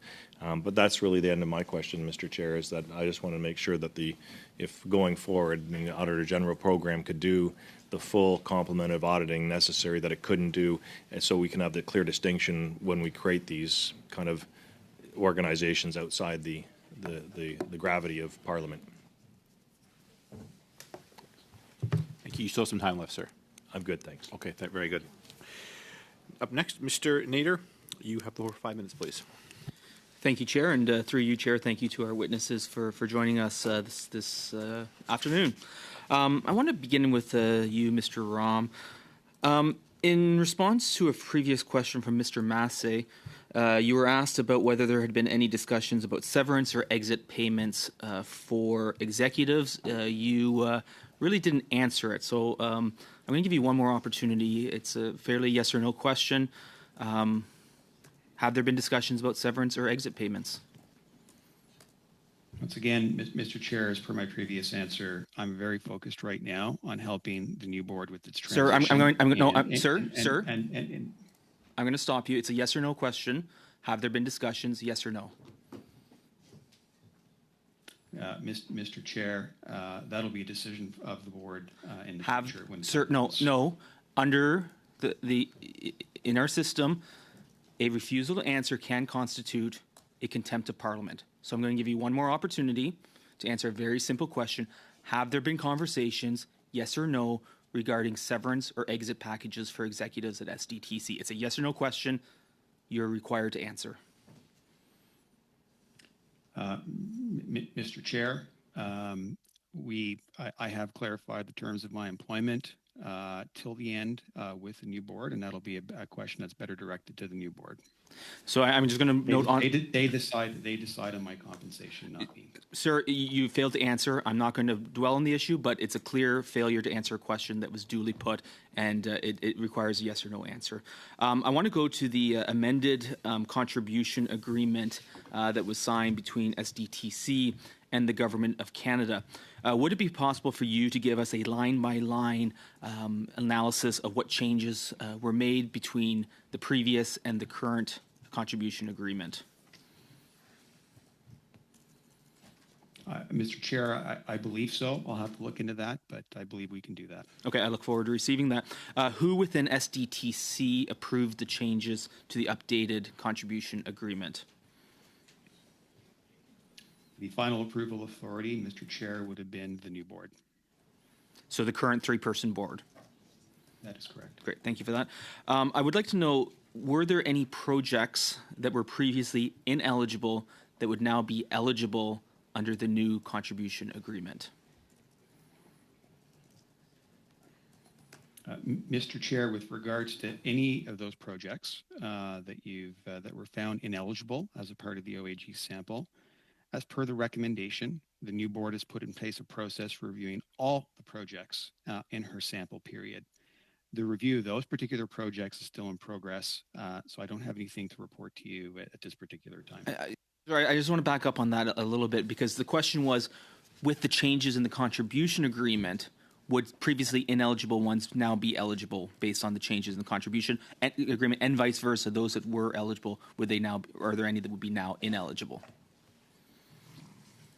Mr. Chair, I'm unable to answer that question. There are clarifications to the contribution agreement. I am not conducting the eligibility review. The board is directing that process. They're working with independent assessors, and they're committed to getting that process right. The work is ongoing. So I want to follow up on that, because we keep talking about this process. Now, in this updated contribution agreement, it says very clearly that the foundation agrees to pursue in good faith the recovery of funding for funded projects in such cases, and then it talks about the three types of things. But you keep going back to this ongoing review. Is the foundation, is STC actually making, as required in this document, good faith recovery of that funding? And I don't want to hear this being pushed off. We know that there were a number that were ineligible. So are you making a good faith effort to require the repayment of those funds? Mr. Chair, the Board of Directors is looking at every project to see if funding can either be resumed, terminated, or recovered. They will take action if and when required, and the work is ongoing. Not quite getting to the root of the matter, but one I think I have time for one final question. Under section 20.03 and again 20.04, 20.03 requires that the minister be notified and informed about any potential situation that has reasonably interpreted as either a conflict of interest or potential conflict of interest. I'm curious how many times and under what circumstances has the minister been informed of these types of conflicts of interest? Mr. Chair, I do not recall. I will have to look into that. Would you be able to provide that information in writing to this committee within the timelines that the chair will lay out? I will look into that. Thank you very much. Joining us next online is Mr. Erskine Smith. You have the floor for 5 minutes, please. Thanks very much. I want to start, Ms. Hogan. We had the Ethics Commissioner before this committee, and he went into some detail around his findings in the Verschuren report. He was very clear that he didn't see anything criminal. He didn't see any corruption such that he would, as he described, it is his legal obligation to refer the matter to the RCMP. This committee has been marked, though, by accusations of corruption and criminality. I'd love to get to the bottom of it if that existed, but I've not seen a single piece of evidence to suggest that kind of criminality, and maybe you can provide it. So you've done a deep dive. You've seen documents I haven't seen. You've issued a damning report, certainly around poor record keeping, ridiculous conflicts of interest that shouldn't have existed and should have been better managed. But is there any evidence that you came across such that you were concerned there was criminality that should be referred to the RCMP? In the course of our audit, we did not uncover anything that we felt was potentially criminal in nature. We leave that decision up to the RCMP. We would have referred a matter to them, and we did not in this case. We did talk to them subsequent to our report being made public. And as I previously testified, if they want access to it, that we are happy to comply with the production order. Yeah. So there's been no production order from the RCMP. So obviously they're not pursuing this as the Conservatives would like, despite the sort of politics to that for them. But I just want to be crystal clear on this, because we've spent unending hours where we're allegations of criminality and corruption, that individuals have been expressly defamed by my Conservative colleagues on this front. And the Ethics Commissioner said it is his legal obligation to refer the matter to the RCMP, and he did not do so. So he didn't, because he didn't see anything. You would have the same legal obligation. You would have referred the matter if there were, and there was no potential. You said potential. There was no even potential criminality in your view based on all the documents reviewed. So my office does not look at intent. Really, that is up to the RCMP to look at. I do know that there is an ongoing investigation, and should the RCMP want our files, we trust that they will request them in the appropriate manner. Okay, but you've done a deep dive on those documents. So what would be the criminal case? So that's taking me outside of my area of expertise, but what I can tell you is I stop at what the foundation has. I do not go audit individuals or extend beyond what the foundation might have going into other organizations. So the RCMP has broader powers, investigative powers. So I don't know. I completely understand that. But we're here sitting as parliamentarians concerned about criminality and corruption. You've reviewed these documents in great detail. I understand it's the RCMP's remit to say we're going to pursue criminality, but you've done a deep dive on documents in a way that I haven't. So can you list a single instance where I, as a member of Parliament for Beaches East York, should be concerned about criminality? If I was concerned about criminality, I would have referred a matter to the RCMP, and I have not. Okay. So we've got the witness from SDTC here today who has said, as other witnesses have, because, by the way, we hear from them individually instead of as a group, which is mind-boggling from our time perspective. But regardless, we have this witness attend alongside other witnesses over the course of the last number of weeks who have said they're implementing 10 of your they've so far implemented and are pursuing 10 of your 11 recommendations. When you look at the state of affairs at where SDTC was, and it's the poor record keeping, the mismanagement of conflicts of interest, to the actions the government has taken subsequently, ultimately winding down SDTC to move it over to the NRC, the actions to adopt your recommendations. Are you satisfied with the action that the government and SDTC are taking, or do you think it's delayed? Do you think it's inadequate? Do you think it's frustrating to your recommendations, or do you think it's consistent with your recommendations? I think I said this when I released this report. I was pleased to see that there was quick action taken by the government, and I believe that with the funding being moved into the public service, there will be increased transparency and hopefully less opportunities for conflicts of interest. I believe that anyone who works in the public service has to be held to really the highest standard of behavior when it comes to conflict of interest so that they can maintain the public trust. And I hope that that will happen when the funds are moved into the public service. So you don't have, or do you have any criticisms for how the government has reacted and responded to your recommendations? Well, I obviously was not pleased that they partially agreed with some of the recommendations, but as I previously stated, I believe that they are implementing what I think is one of the most important ones, which is doing a comprehensive review of all of the organizations that receive funding to make sure that they identify any ineligible recipients. Thank you very much. Beginning our fourth and final round, pardon me, Mr. Brock, you have the floor for 5 minutes, please. Okay. Thank you, Chair.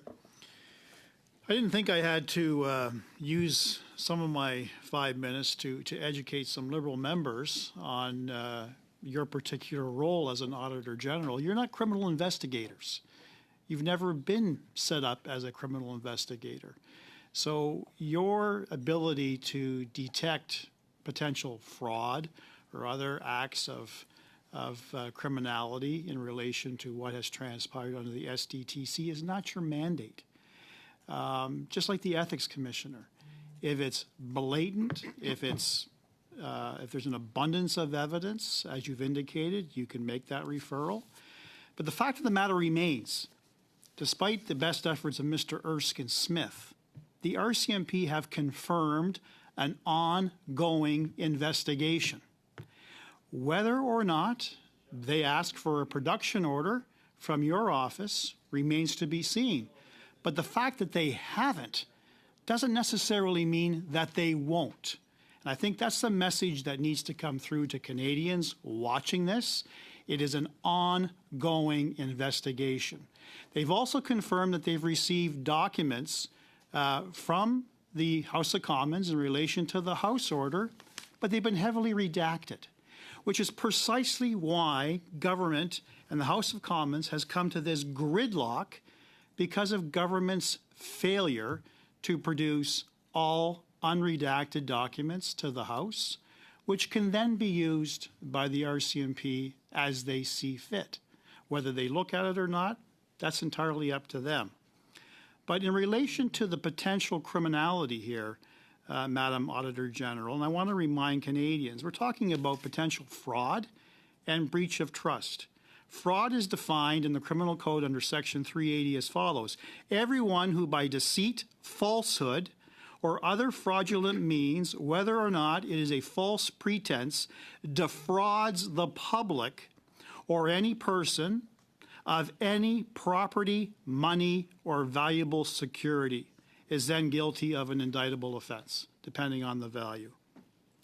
Redirecting taxpayer funds to the tune of almost $400 million outside of contribution agreements, outside of the law, is in its very nature a fraudulent act. Whether or not the Crown can produce and establish intent remains to be seen. But the police will investigate at a lower standard than the Crown prosecutor who prosecutes potential fraudulent actors in relation to this scam. Let's not forget that the Assistant Deputy Minister, Mr. McConaughey, equated this to simply giving away free money.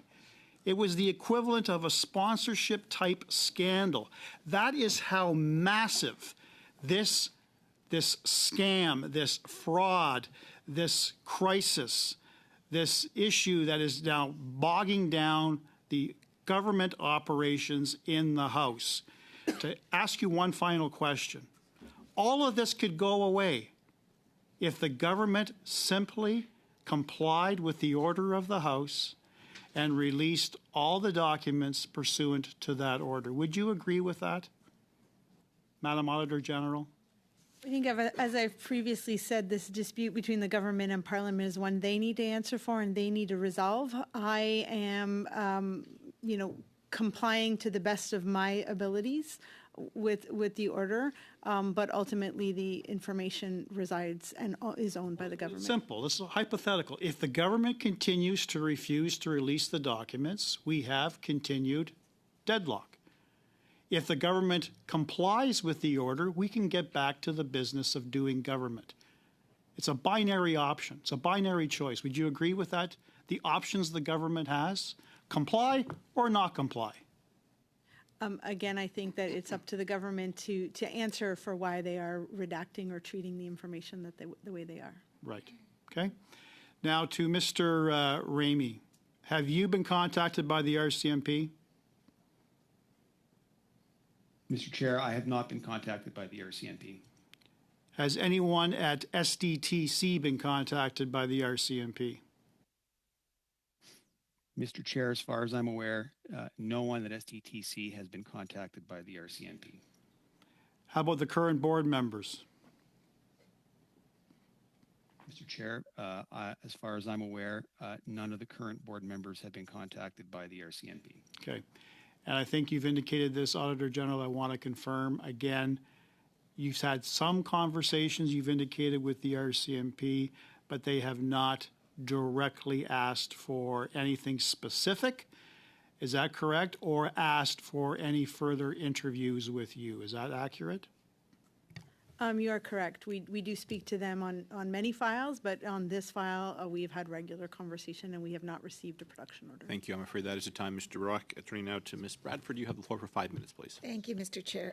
Continuing along MP Brock's questions, I'd like to read from a letter from Commissioner Duhames to Michael Bedard, the law clerk of Parliamentary Council, dated July 25th.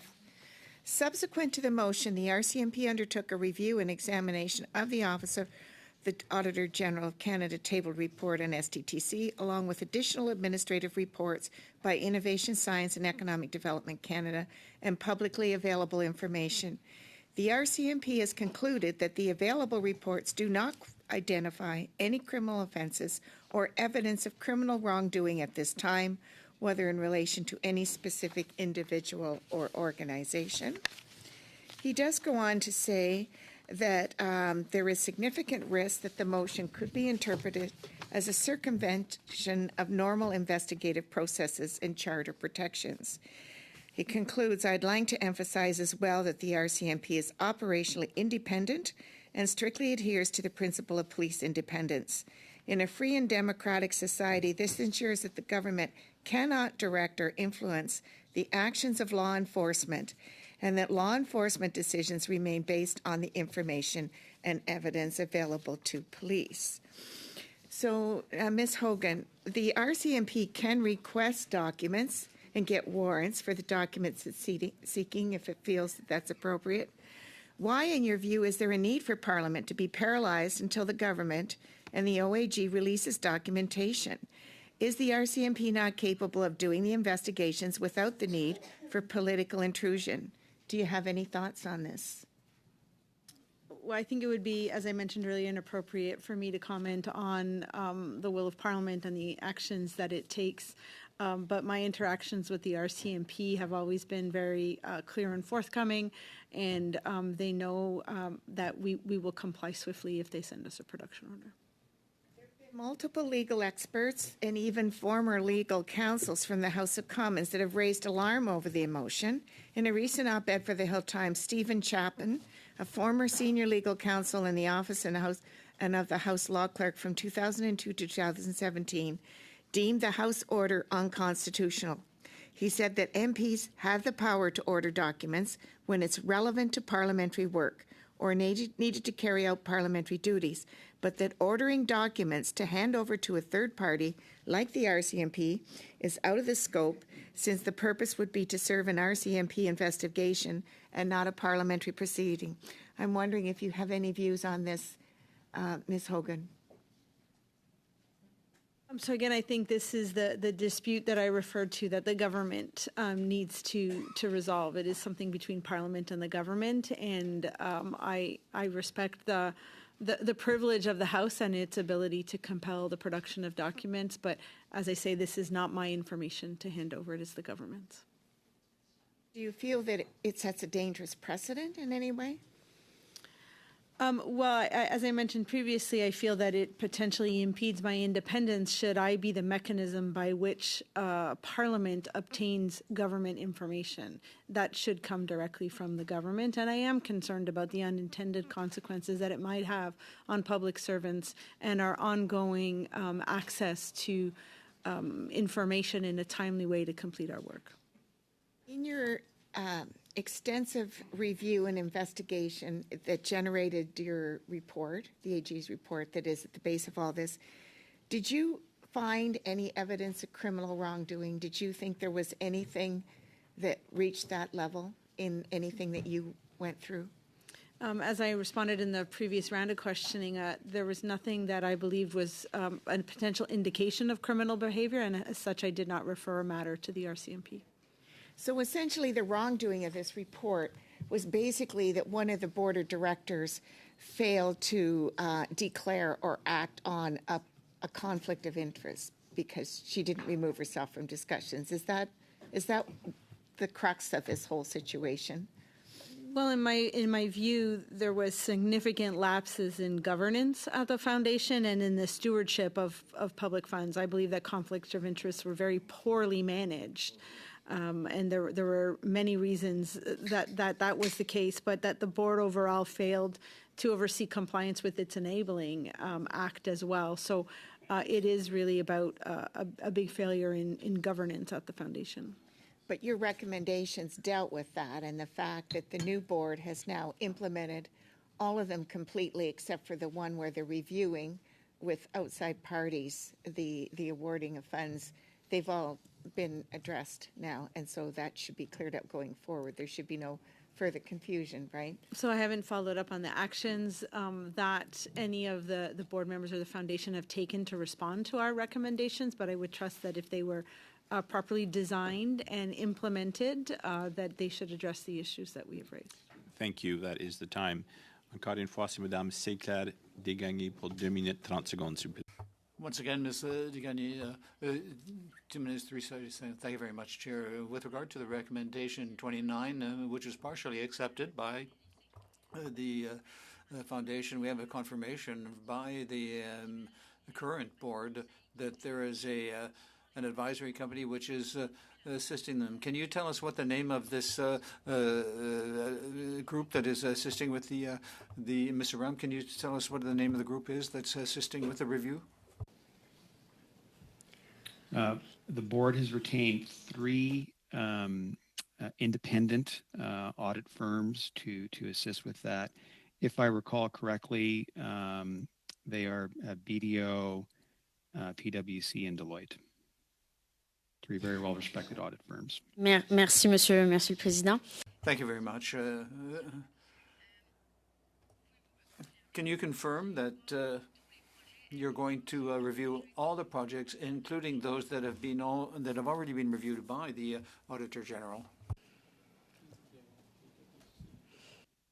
Mr. Chair, I can confirm that we will be reviewing all the projects, perhaps, and I don't recall exactly after discussion with the Auditor General, projects that they were in their sample that they determined to be eligible. I think they convey to us that it would not be necessary to go over those projects once again. Otherwise, all their projects will be reviewed from the sample period. D'accord, c'est un peu, je vous avoue. So, I think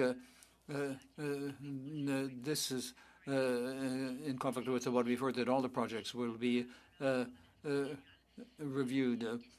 And a question that I didn't get an answer to, maybe you could answer now, with regard to a project decided to be ineligible by the auditor and by the board. Who's going to win? If there's a conflict between the advisors that you've hired, that the group has hired, or the auditor's opinion that will be decisive in deciding whether that will be reviewed? Mr. Chair, I don't believe I'm able to answer that question. Certainly the review of those projects that were determined to be ineligible is ongoing. And I think we need to let the process work itself out. And if we get to that situation, the board will take the necessary actions in terms of what needs to be done. La réponse. This is an easy response. Or is not the easy response would be that the conclusions of the auditor will be the ones that decide which will be the winner, the auditor or the advisor. 2.5 minutes, please. Well, thank you so much, Chair, and it's always good to be back, and it's very nice to see you, Ms. Hogan. Usually we're talking about veterans, but I'm really excited to be here with you today. So my question is really around the role that your office plays. We know with the current situation, there's a lot of tension and a lot of things happening. So I'm just wondering if there is an increased requests for information for documents, will that have an impact on your office and the work that you do? Do you mean an increased request for us to provide documentation in our file related to this audit? To this audit, and specifically around this committee, we know that more continues to be released and more information is coming out, and there's more interest, I guess, in the details of it. And I'm just curious if there's going to be extra resources if the committee is calling on you to provide information. Well, again, I think it would depend on what the request would be, who the information belongs to, when information needs to be provided in both official languages and it hasn't been translated. But typically the information that we contain in our files belongs to the government. And it would be my expectation that the government provide that information directly to Parliament and not through us. Obviously, because of this order, we have spent some time with Innovation, Science and Economic Development Canada trying to understand the security classifications and redactions that they put on the documents, because we must respect that. So it has absolutely had an impact on our office, but not to an undue degree at this point. That's helpful for me. Thank you for that. So I guess my next question just flows from that, which is, we know that when these kind of events happen, there's more and more time requested for you to come forward to things like this committee and have these discussions. And I'm wondering, as we hit this crisis point, is there any need for your office to have more resources to deal with the day-to-day other activities that you need to do? So I'm just trying to better understand what happens to the Auditor General's office when a crisis comes out and these kind of requests are coming.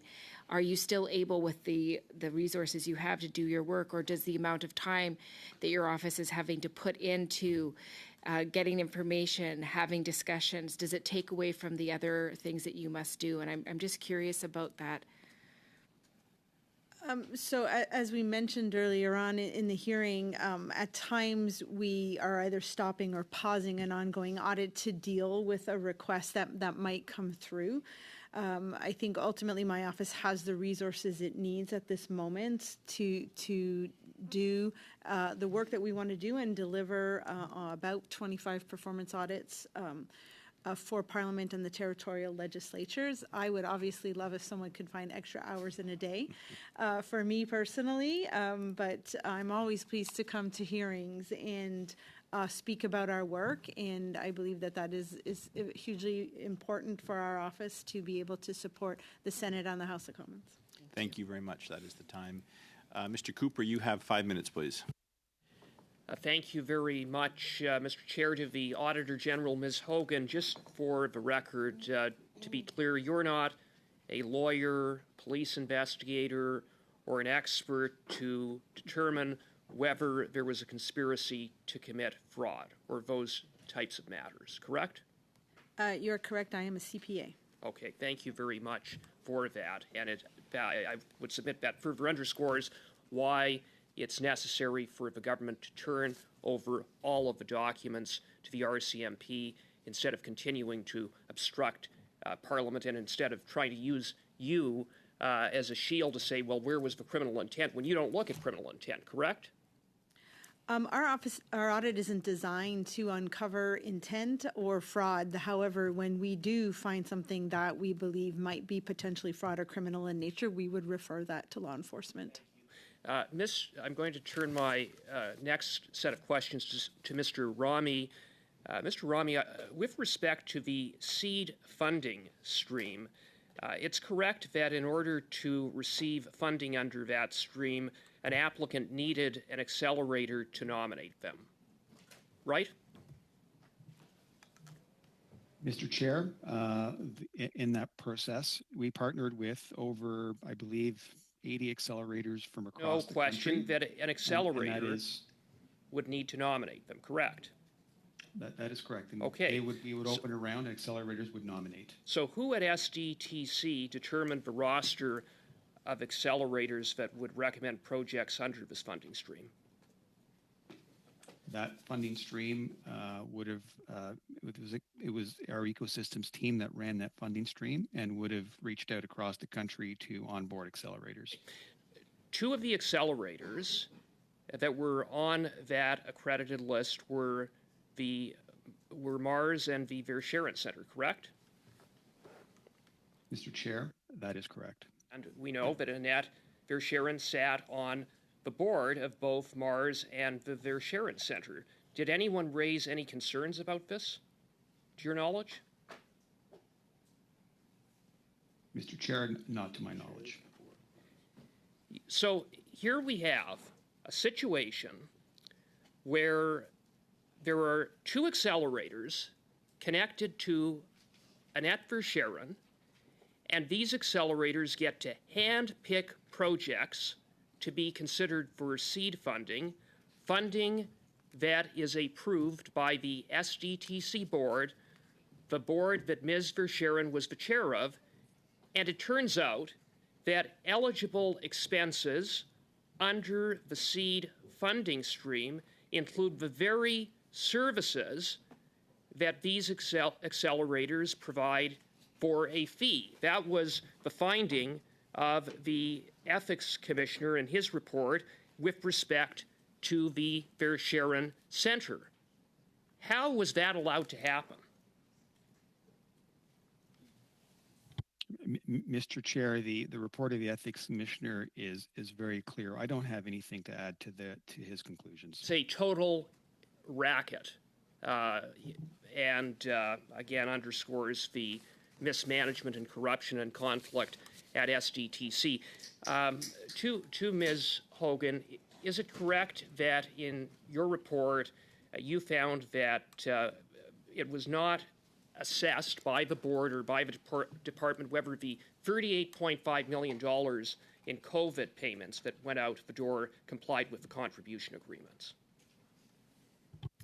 The fact that the COVID payments were lumped together and in a bulk approval, I believe they were actually in the consent agenda item, which typically doesn't even have a discussion or conversation at a board meeting. That did not follow the requirements of the contribution agreement.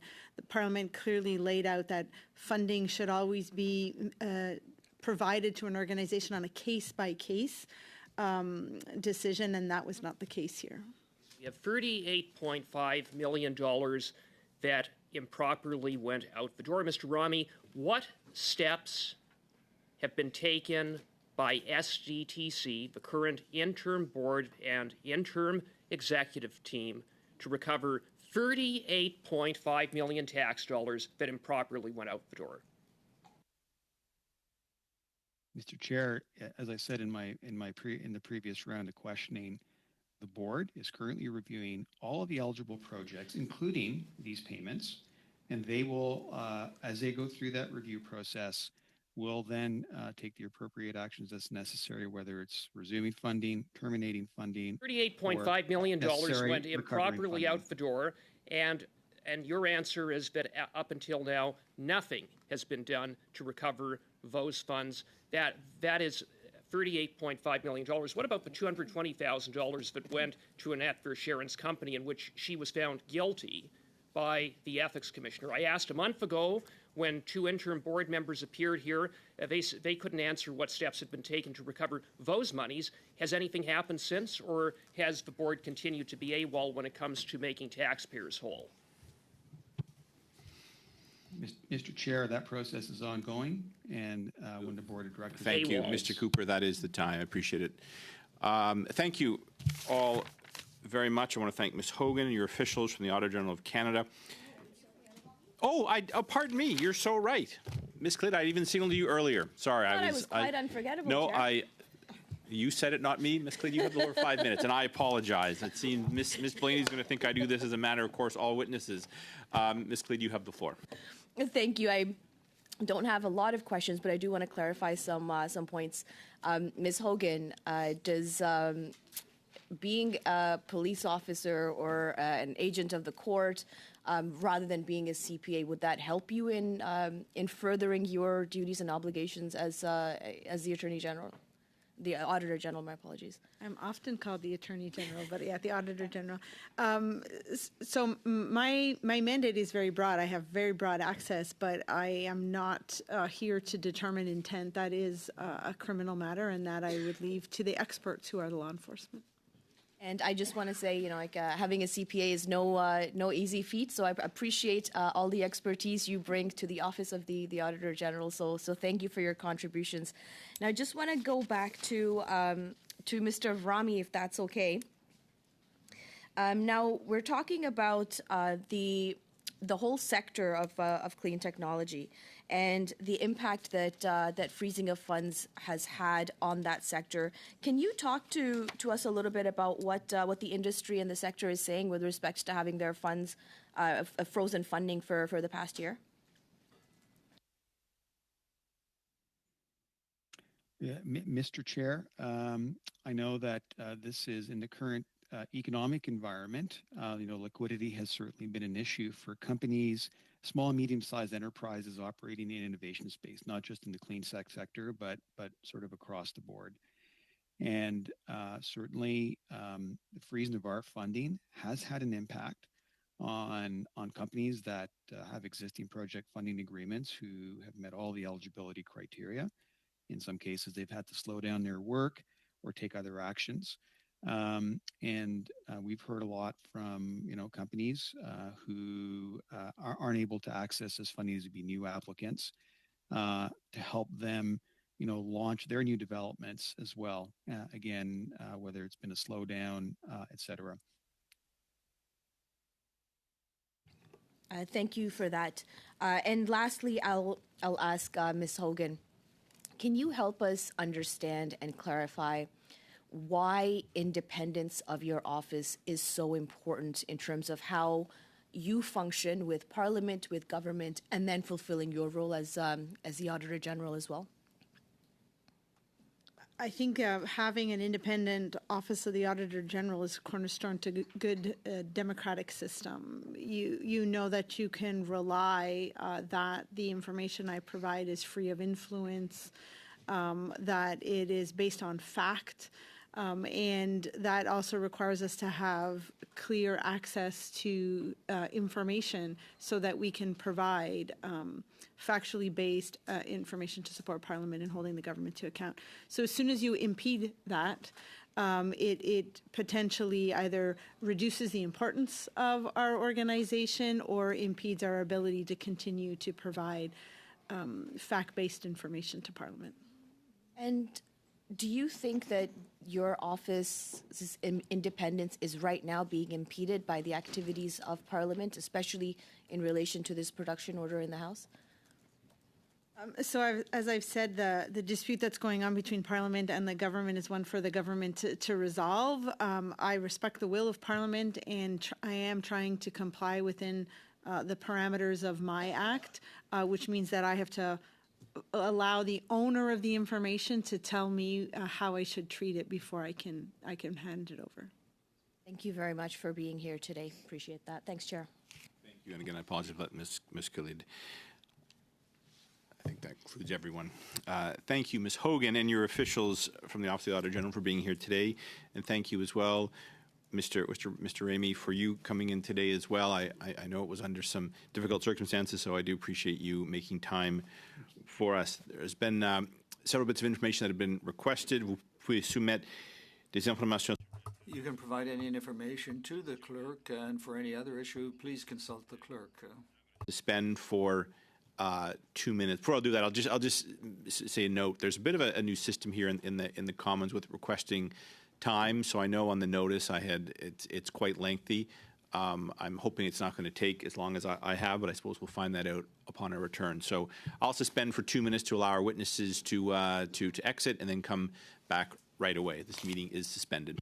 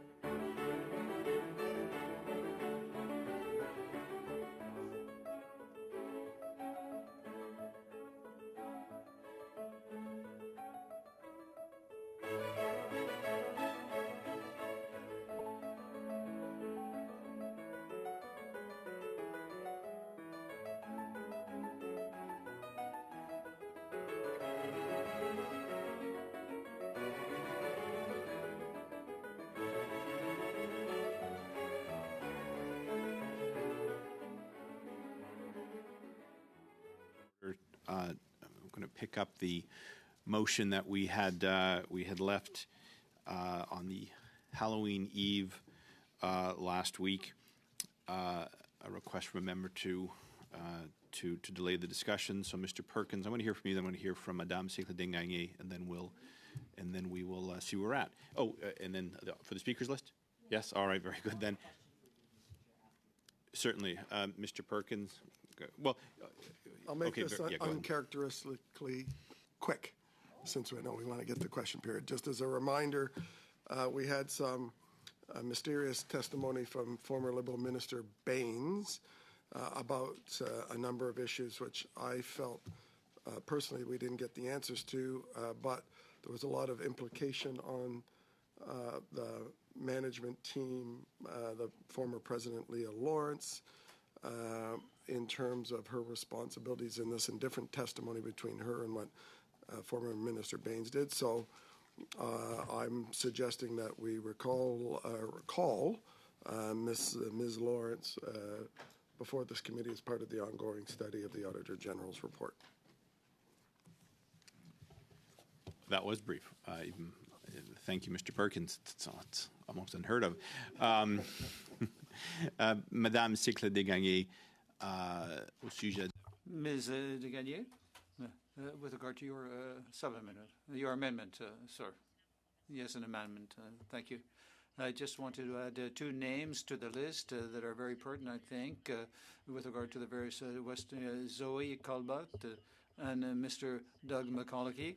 I think they would be very useful witnesses for our committee. Thank you very much. Suspend at 2 o'clock, regardless of where we're at for question. Yes, Mr. Duran, okay, I saw Ms. Cleed first, but go over to you, Mr. please. Chair, just based on what Madame Sécla-Desgagnés has presented and what Mr. Perkins has presented, just if we can zoom out and just if you're able to inform me on where we're at with the original motion and the witness list that we have invited and how many meetings do we have left, because that will inform our side how we shall proceed. So that's just if you can inform the committee, that's all I'm looking for. I need the clerk's assistance. I think, and I'm going to send out a schedule right after this meeting, depending on what happens with the motion today. There are, I'm going to say, between 6 and 8 witnesses remaining. And the clerk will double check that. And what I'm preparing for Mr. Duran is really to, there is a high likelihood, just one second.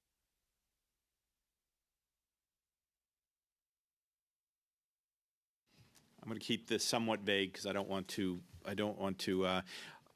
The auditor is expected in the fall to table a new round of audits before Christmas, and the auditor doesn't really generally drop those right before Christmas. So I'm expecting them sooner rather than later. At which point the committee is going to look at that and likely prioritizing some of those reports. So. That's a bit. It's not as precise as I would like, because I think the auditor needs to announce when the tabling is going to happen. What I'm also endeavoring to do, Mr. Duran, is the motion also listed a number of witnesses, and I'm trying to prioritize those that I think have the most interest. So some we might get to, some we might not get to. Okay, you can.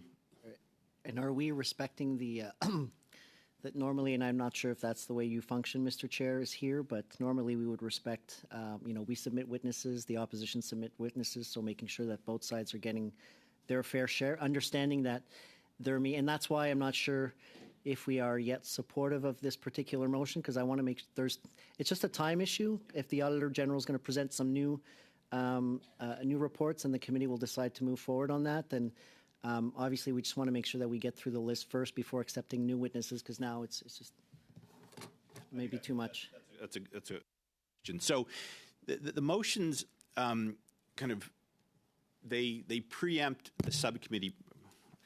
They jump the subcommittee process where we do have that rule in place of witnesses being balanced. If this is an issue, and if this is something you would like to see here, I would encourage then in the willingness to get this to not belabor this and not to create a situation where you feel there are names that you would like to present but haven't. I would suggest the committee, if you signal you'd like to add 2 witnesses to be determined, that we accept that. But that's my recommendation. But normally in the normal course of matters, the subcommittee looks at things. I do look for witnesses from all parties. Perhaps, Mr. Chair, and I don't know if the opposition will agree, but maybe we can park that particular motion that they just presented until we see the work plan. And then at that time, we'll be able to, I mean, they can reintroduce the motion whenever they want. But at that time, we'll be able, it's just I want to make we want to make an informed decision in terms of what's coming ahead. So I'm just wondering si un peu c'est rien de malfaisant. I don't see any urgency, and it's not being negative. I just wanted to ensure that we have some idea of what's coming up and how to plan our time. We come up with the work plan that you'll submit to us, and then we can make a better decision. Well, I will.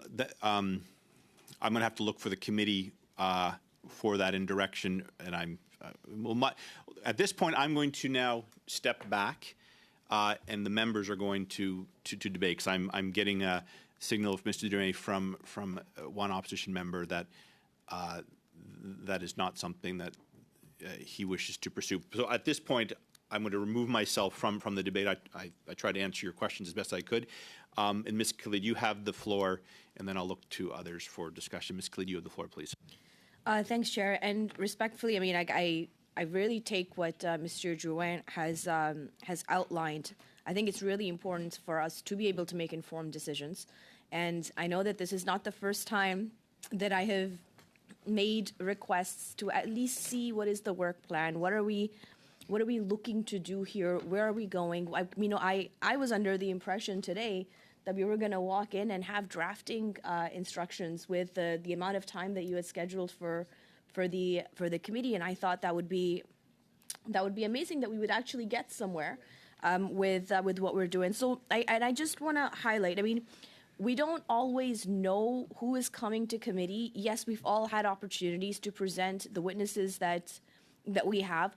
Right now, I don't know how many witnesses are left on that list, and it would be really helpful for me to understand, as well as all of our colleagues at this table, who's left, what does our work plan look like, what does that schedule look like, how long are we going to continue this, and what is the end game here? So, I was just looking at all the meetings that we've had so far. So we've had 14 meetings on this, which is, based on my 9 years in Parliament, it's never, the average time is usually about 4 to 6 meetings per study.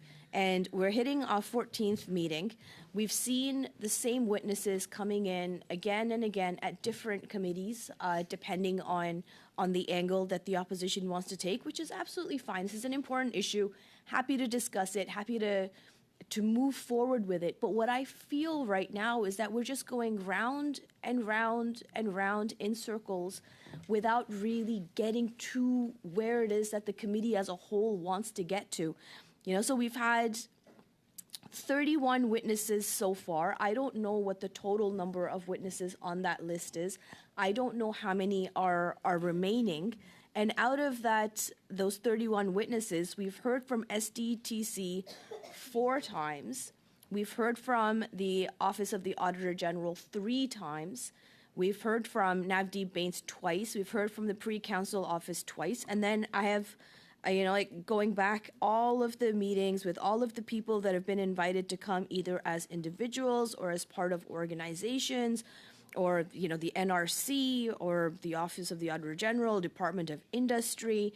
There's, the Privy Council Office, and then even people as witnesses, as individuals appearing as witnesses. What I don't see is why there is a continual effort to add more and more names to this, which I don't have objection to. But what I do want to know is well, where are we on that witness list? Are we going to just be producing witnesses and just asking people to come in without ever getting to a report stage? I mean, what is the ultimate goal here? And I'd also, Chair, would like to know what other committees are doing on this. I know that a lot of the Conservative members ask the similar questions or the same questions to other committees as well on this topic. And I'm wondering if there's any committee that has gone to or moved forward on report stage, or are we just going to be stuck continuing to, go down a path and say, okay, we need this witness. Okay, no, we didn't find anything from this witness. Okay, now we need this one, and now we need this one, and now we need that one, without actually getting to the crux of what it is that we're trying to get to. I really take note of what the Auditor General said today, that based on her report and her 12 recommendations, 11 of which have already been implemented.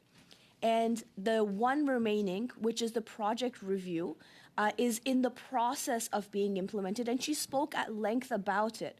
And we've heard from many witnesses over these past 14 meetings as well, the amount of work that has been done in that transition process from SDTC now moving into the NRC, and what that transition has looked like. I think members all across this table here have had opportunities to ask ample questions from a really diverse group of witnesses into these technical challenges as to where it is that we're going with this. So, Chair, I just want to again agree with Monsieur Drouin to say it doesn't make sense for us to continually move more motions when we haven't seen what the work plan looks like, when we have no idea which witnesses are left on the list. And I think that it is really prudent for us to have a look-see as to what exactly the vision is, your vision, Chair, because all of these witnesses do get called at your discretion, and then to see where it is that we're going to go from that point onwards. I'm not sure if any of my colleagues have their hands raised, but I will park my comments there, Chair. And I look forward to hearing what my colleagues have to say on this, and especially what you have to say on this as well, Chair. Yeah. I will say a few points before we get back to the debate on the amendment, the block amendment to the motion. And this is, I think, partially a reminder, when the committee likes this passes a motion to call witnesses, that's very much information that all committee members know. And so we all have the ability to either ourselves we have the ability to certainly make ourselves aware of where we're at on that list. And I say that because it's important, because the committee has deemed it a priority that I only call witnesses that have been approved by the committee. So, Ms. Khalid, if you went through all the witnesses that we have heard of, one of two options. You're certainly welcome to contact the clerk for the full list, or just go back to the motions that were passed by this committee. So that's available, and it's available anytime. And just do what I do, is just go through and tick it off. Next, you asked a question about what other committees are doing. That is definitely not up for this committee to look at, or for the clerk. That would be a question for the Library of Parliament. I just want to address those because those, I think, are beyond the question of what this committee could and should answer. We're looking at these witnesses, and I do see your hand, Ms. Khalid, and I see yours, Mr. Perkins.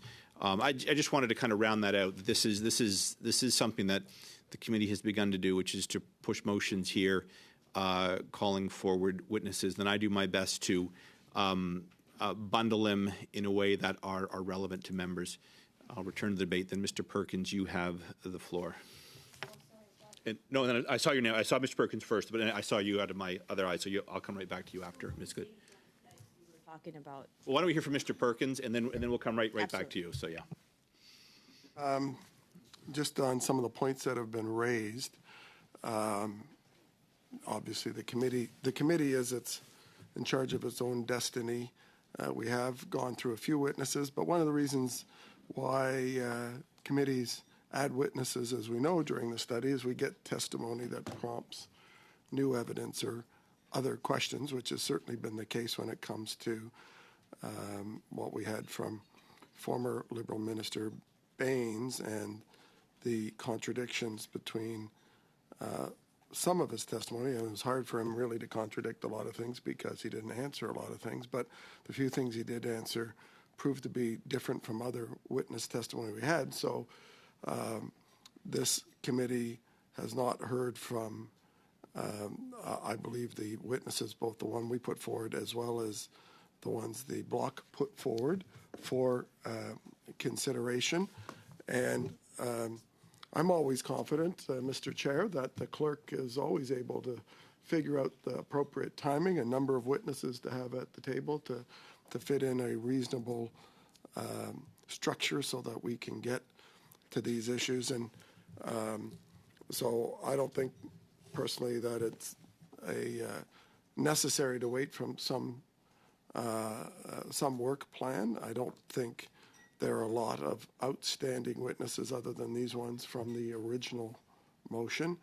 And I would think that we are able to sort of walk and chew gum at the same time, or chew gum and walk at the same time, and put forward more witnesses. And if that takes a couple more meetings, then I think a $400 million question of what happened to taxpayer money is worth the time and effort. It always surprises me that folks don't want to get to the bottom of what's happened with regard to the 82% of the conflicts of interest and quite frankly contradictory testimony on what happened, the management practices at the place in the relationship between the board members who were appointed, handpicked by the Prime Minister and put on this board, and the cultural change that happened when the chair, who didn't apply but was asked to take over,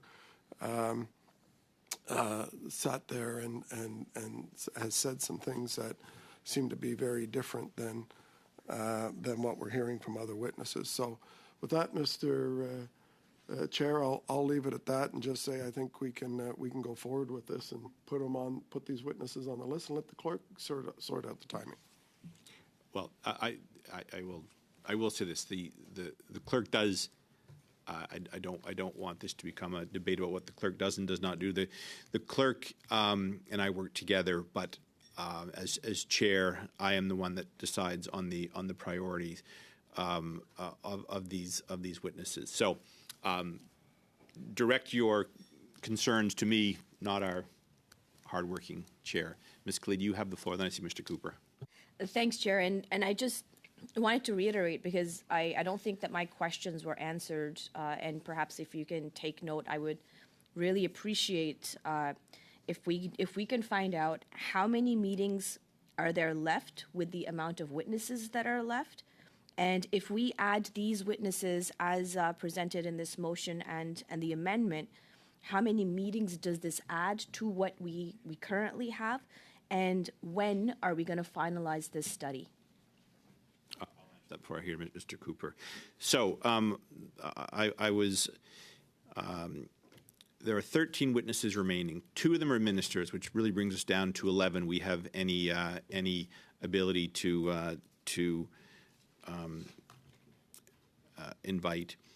2 have already been invited and scheduled for after the recess, which leaves us with 9, most of which are former board members, of which I've been bundling in groups of 2 or 3. So I would say what I would call a handful of meetings remain to get through the current witnesses, and then there are 2 from the 4 being proposed today, looking at both the amendment and the sub-amendment.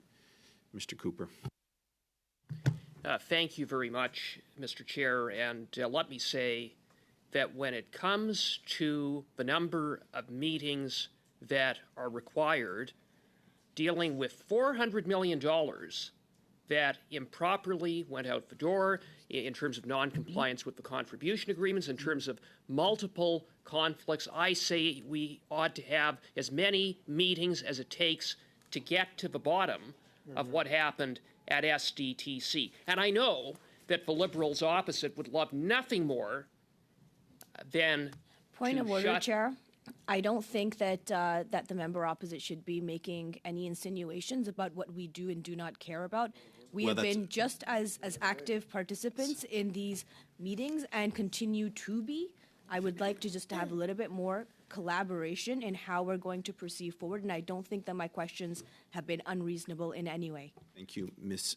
Khalid. Your point is taken. Mr. Cooper, you have the floor again. Mr. Chair, we've seen time and again the Liberals run interference, interject with points of order that are not legitimate points of order, that are points of debate, including when Navdeep Bains, former Liberal Minister Bains, came before this committee.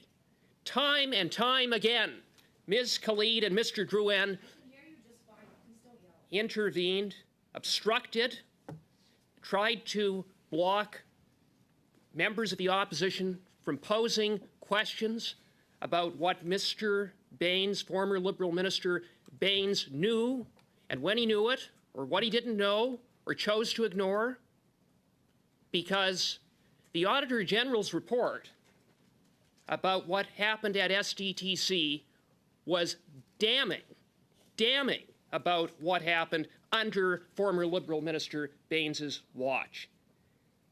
And we saw the outrageous display on his part when, with the assistance of Ms. Khalid and Mr. Drouin, when he refused to answer the most basic of questions the first Point of time order. that he appeared before this committee.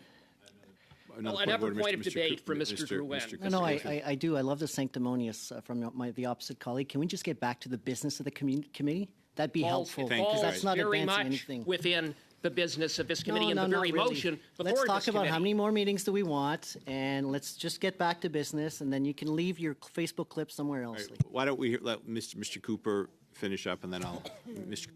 Say, or I the floor, have the floor is yours. more to say. The floor is yours. I'm not trying to cut you Before off. I just once again being interrupted. Order. But we saw, with the assistance of Mr. Drouin and Ms. Khalid, them running interference to protect the minister from answering questions. The first time that he appeared before this committee, he did not answer really any questions that were put to him. So blatant and so consistent was his obstruction throughout that hearing that we had a very long debate in which former Liberal Minister Bains came this close to being found in contempt by this committee.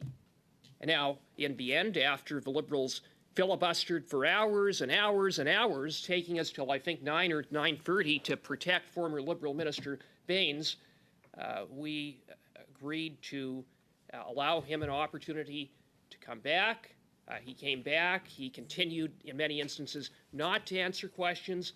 In other instances, he gave testimony that contradicted what this committee had heard from other witnesses. Mr. Cooper, I'm just going to interject. I said I would suspend for QP. It's 2 o'clock, so I'm going to suspend this meeting. Yes.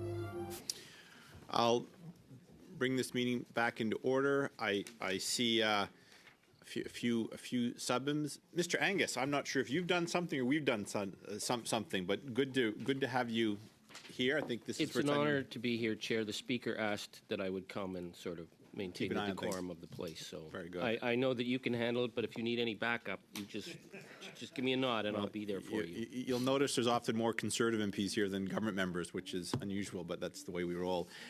So I've got Mr. Cooper had the floor, and I see Madame Séclade-Gagné had her hand up. So, Mr. Cooper, why don't you just either go ahead or wrap things up wherever you're at? Well, just to be very brief, the testimony of former Liberal Minister Baines when he last appeared, in some respects, contradicted other evidence that the committee heard. It is why I support the motion to call Leah Lawrence, who was the CEO throughout all of the material times that are at issue in terms of the various conflicts and mismanagement at SDTC. So we need to hear from her, and that's why I will be supporting the motion. Thank you. I see Mr. Durain, but first, Madame Séclade-Gagné. I saw first Mr. Durain. Merci, Monsieur. Thank you, Chair.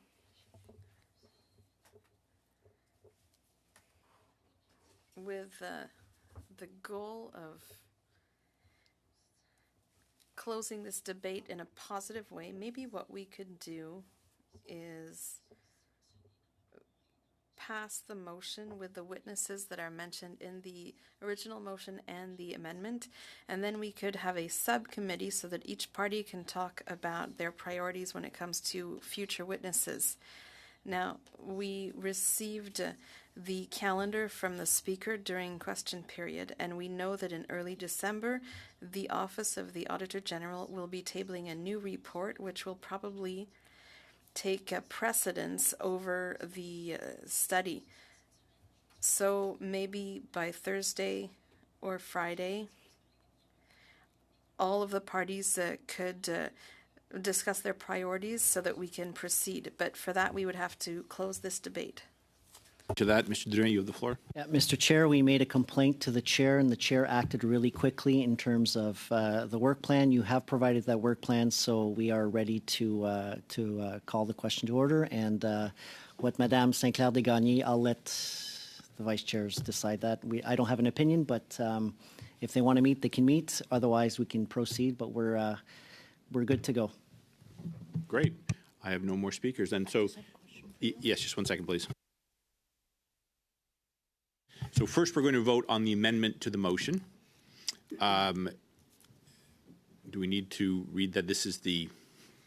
Do you have that by chance, or the amendment? The amendment to the motion? The amendment is to add Zoe Colbuck and Doug McConaughey to the invite list. So we would call the question on that, please. Okay, shall the amendment of Nathalie Saint-Clair-Desgagnés carry? Ms. Bradford. In favor. Monsieur Drouin. Favor. Ms. Dillon.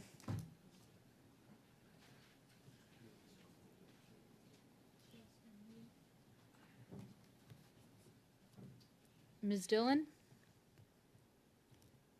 If you like Ms. Dillon, you can put a thumbs up or thumbs up. Thank you. Ms. Dillon has voted yes. Ms. Khalid?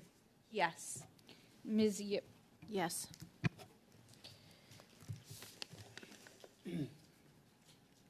Mr. Cooper? Yes. Mr. Nader? Yes. Mr. Stewart? Yes. Madame Saint-Clair-Desgagnés? Oui. Mr. Angus? Yes. 10 yeas. The amendment is passed. Now I'll look for speakers to the motion itself.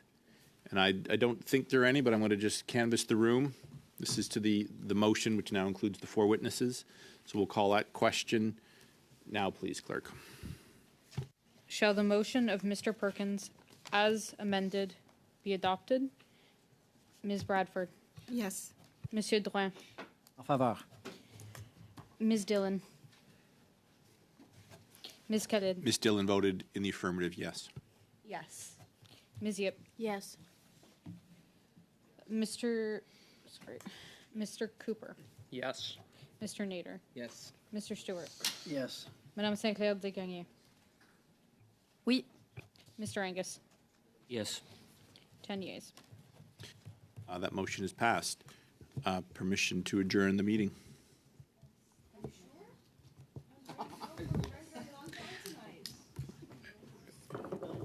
Yes, thank you. Permission to adjourn the meeting?